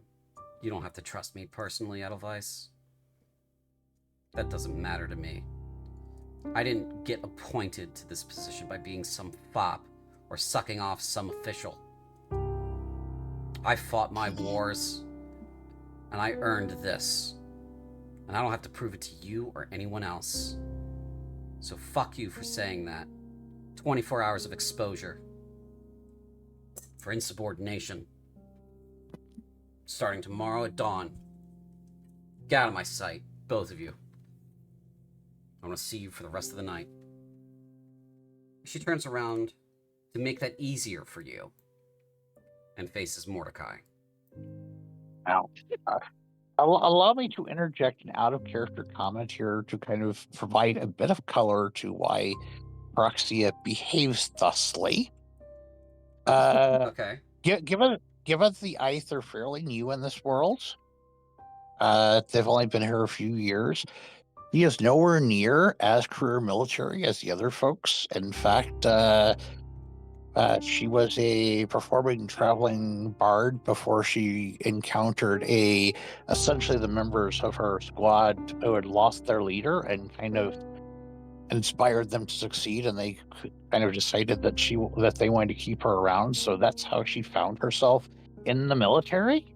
She would have still gone through training, So, though. Yeah, she has still gone through training, but she hasn't had the years and years and years of military training that all the other people around her have had. So she is still a little bit very green around the edges, very naive as a people, as a member of her people, and so she doesn't necessarily make the smartest decisions when it comes to things. Sure. Yeah.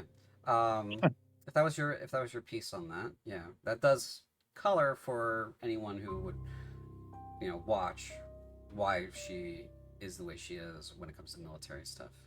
That aside, the captain turns to Mordecai and says, "Did you have something for me, or were you just wandering in this direction?" And Contraxia says, "Ooh, tell her now, please." Please tell her now. I want to see what happens. Oh god.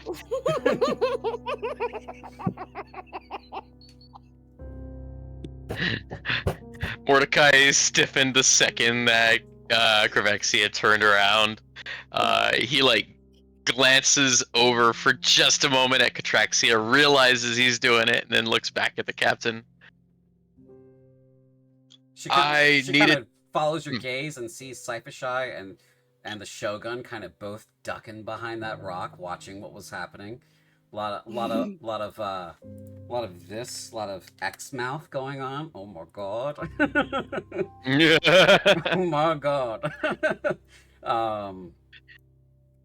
Greg has completely been forgotten about, hiding in the bushes here. So yeah, Mordecai, she's like, "Do you have something for me?"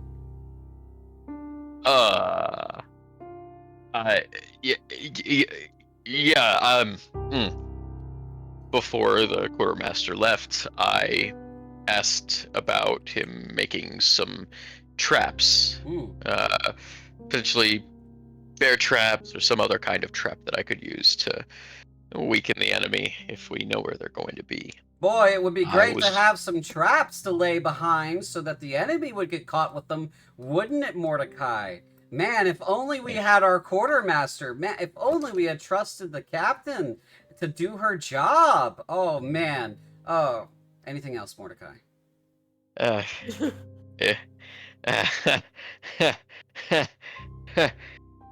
I was hoping he might have already completed before he left.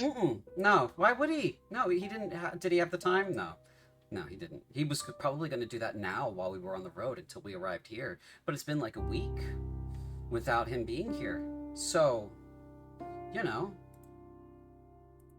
Okay, great. I'm glad we had that talk. Yeah, wonderful. 1, 2, 3. Okay. Get out of my way. Ben, did you need something?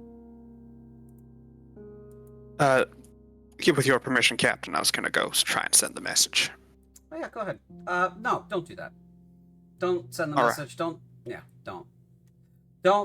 Don't.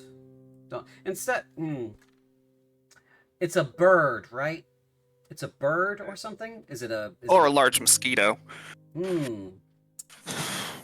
Doesn't really fit the idea that I had. Unfortunate. Okay. I could make it a ground animal too, if you like. Well, no, because I was thinking about sending a message to Halcorth. You can get a creature that'll go over the mountains and to the city. Since I'm you don't exist right now, Praxia. She shouts at you. I say, but Captain, I have the ability to send a message to Halcorth immediately and get a response immediately and give it to you if you would prefer. It can wait until well after your punishment, Praxia. Thank you.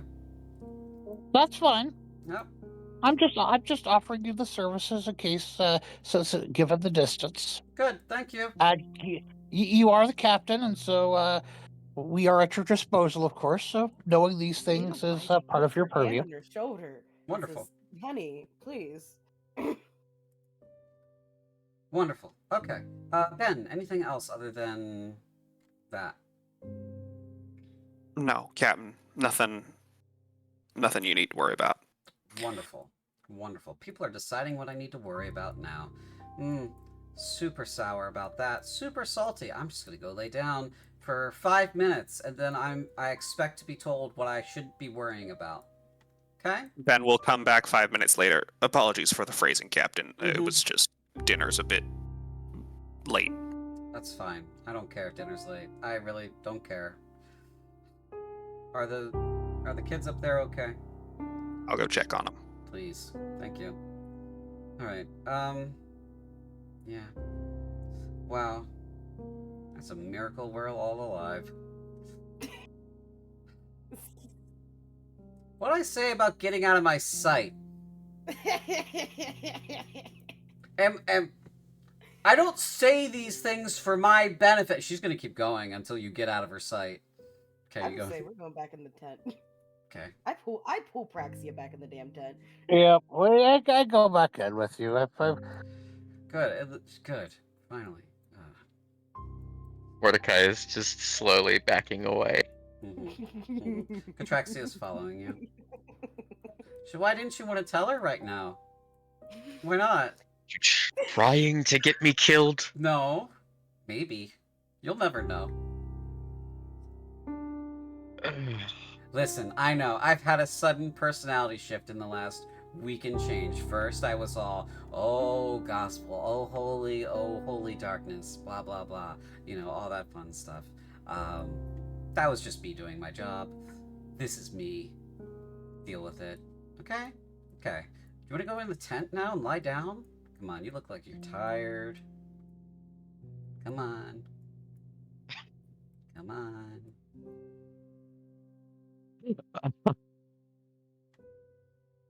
Yes, but don't touch me. Okay. We'll see about that.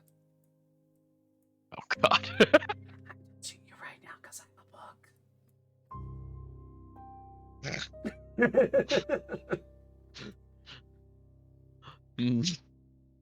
Oh, this No one. more tongue business. You want to be in this one. She goes into this one. She's your hallucination, man.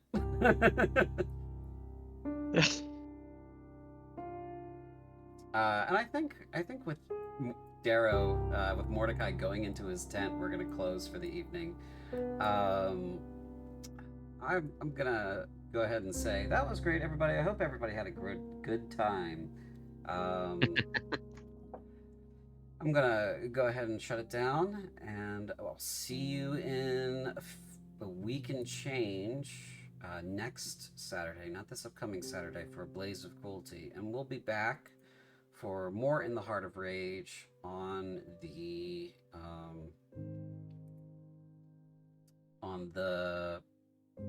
10th. So, yeah. I'm so sorry. All right, you guys have a good night. Bye-bye. Good night.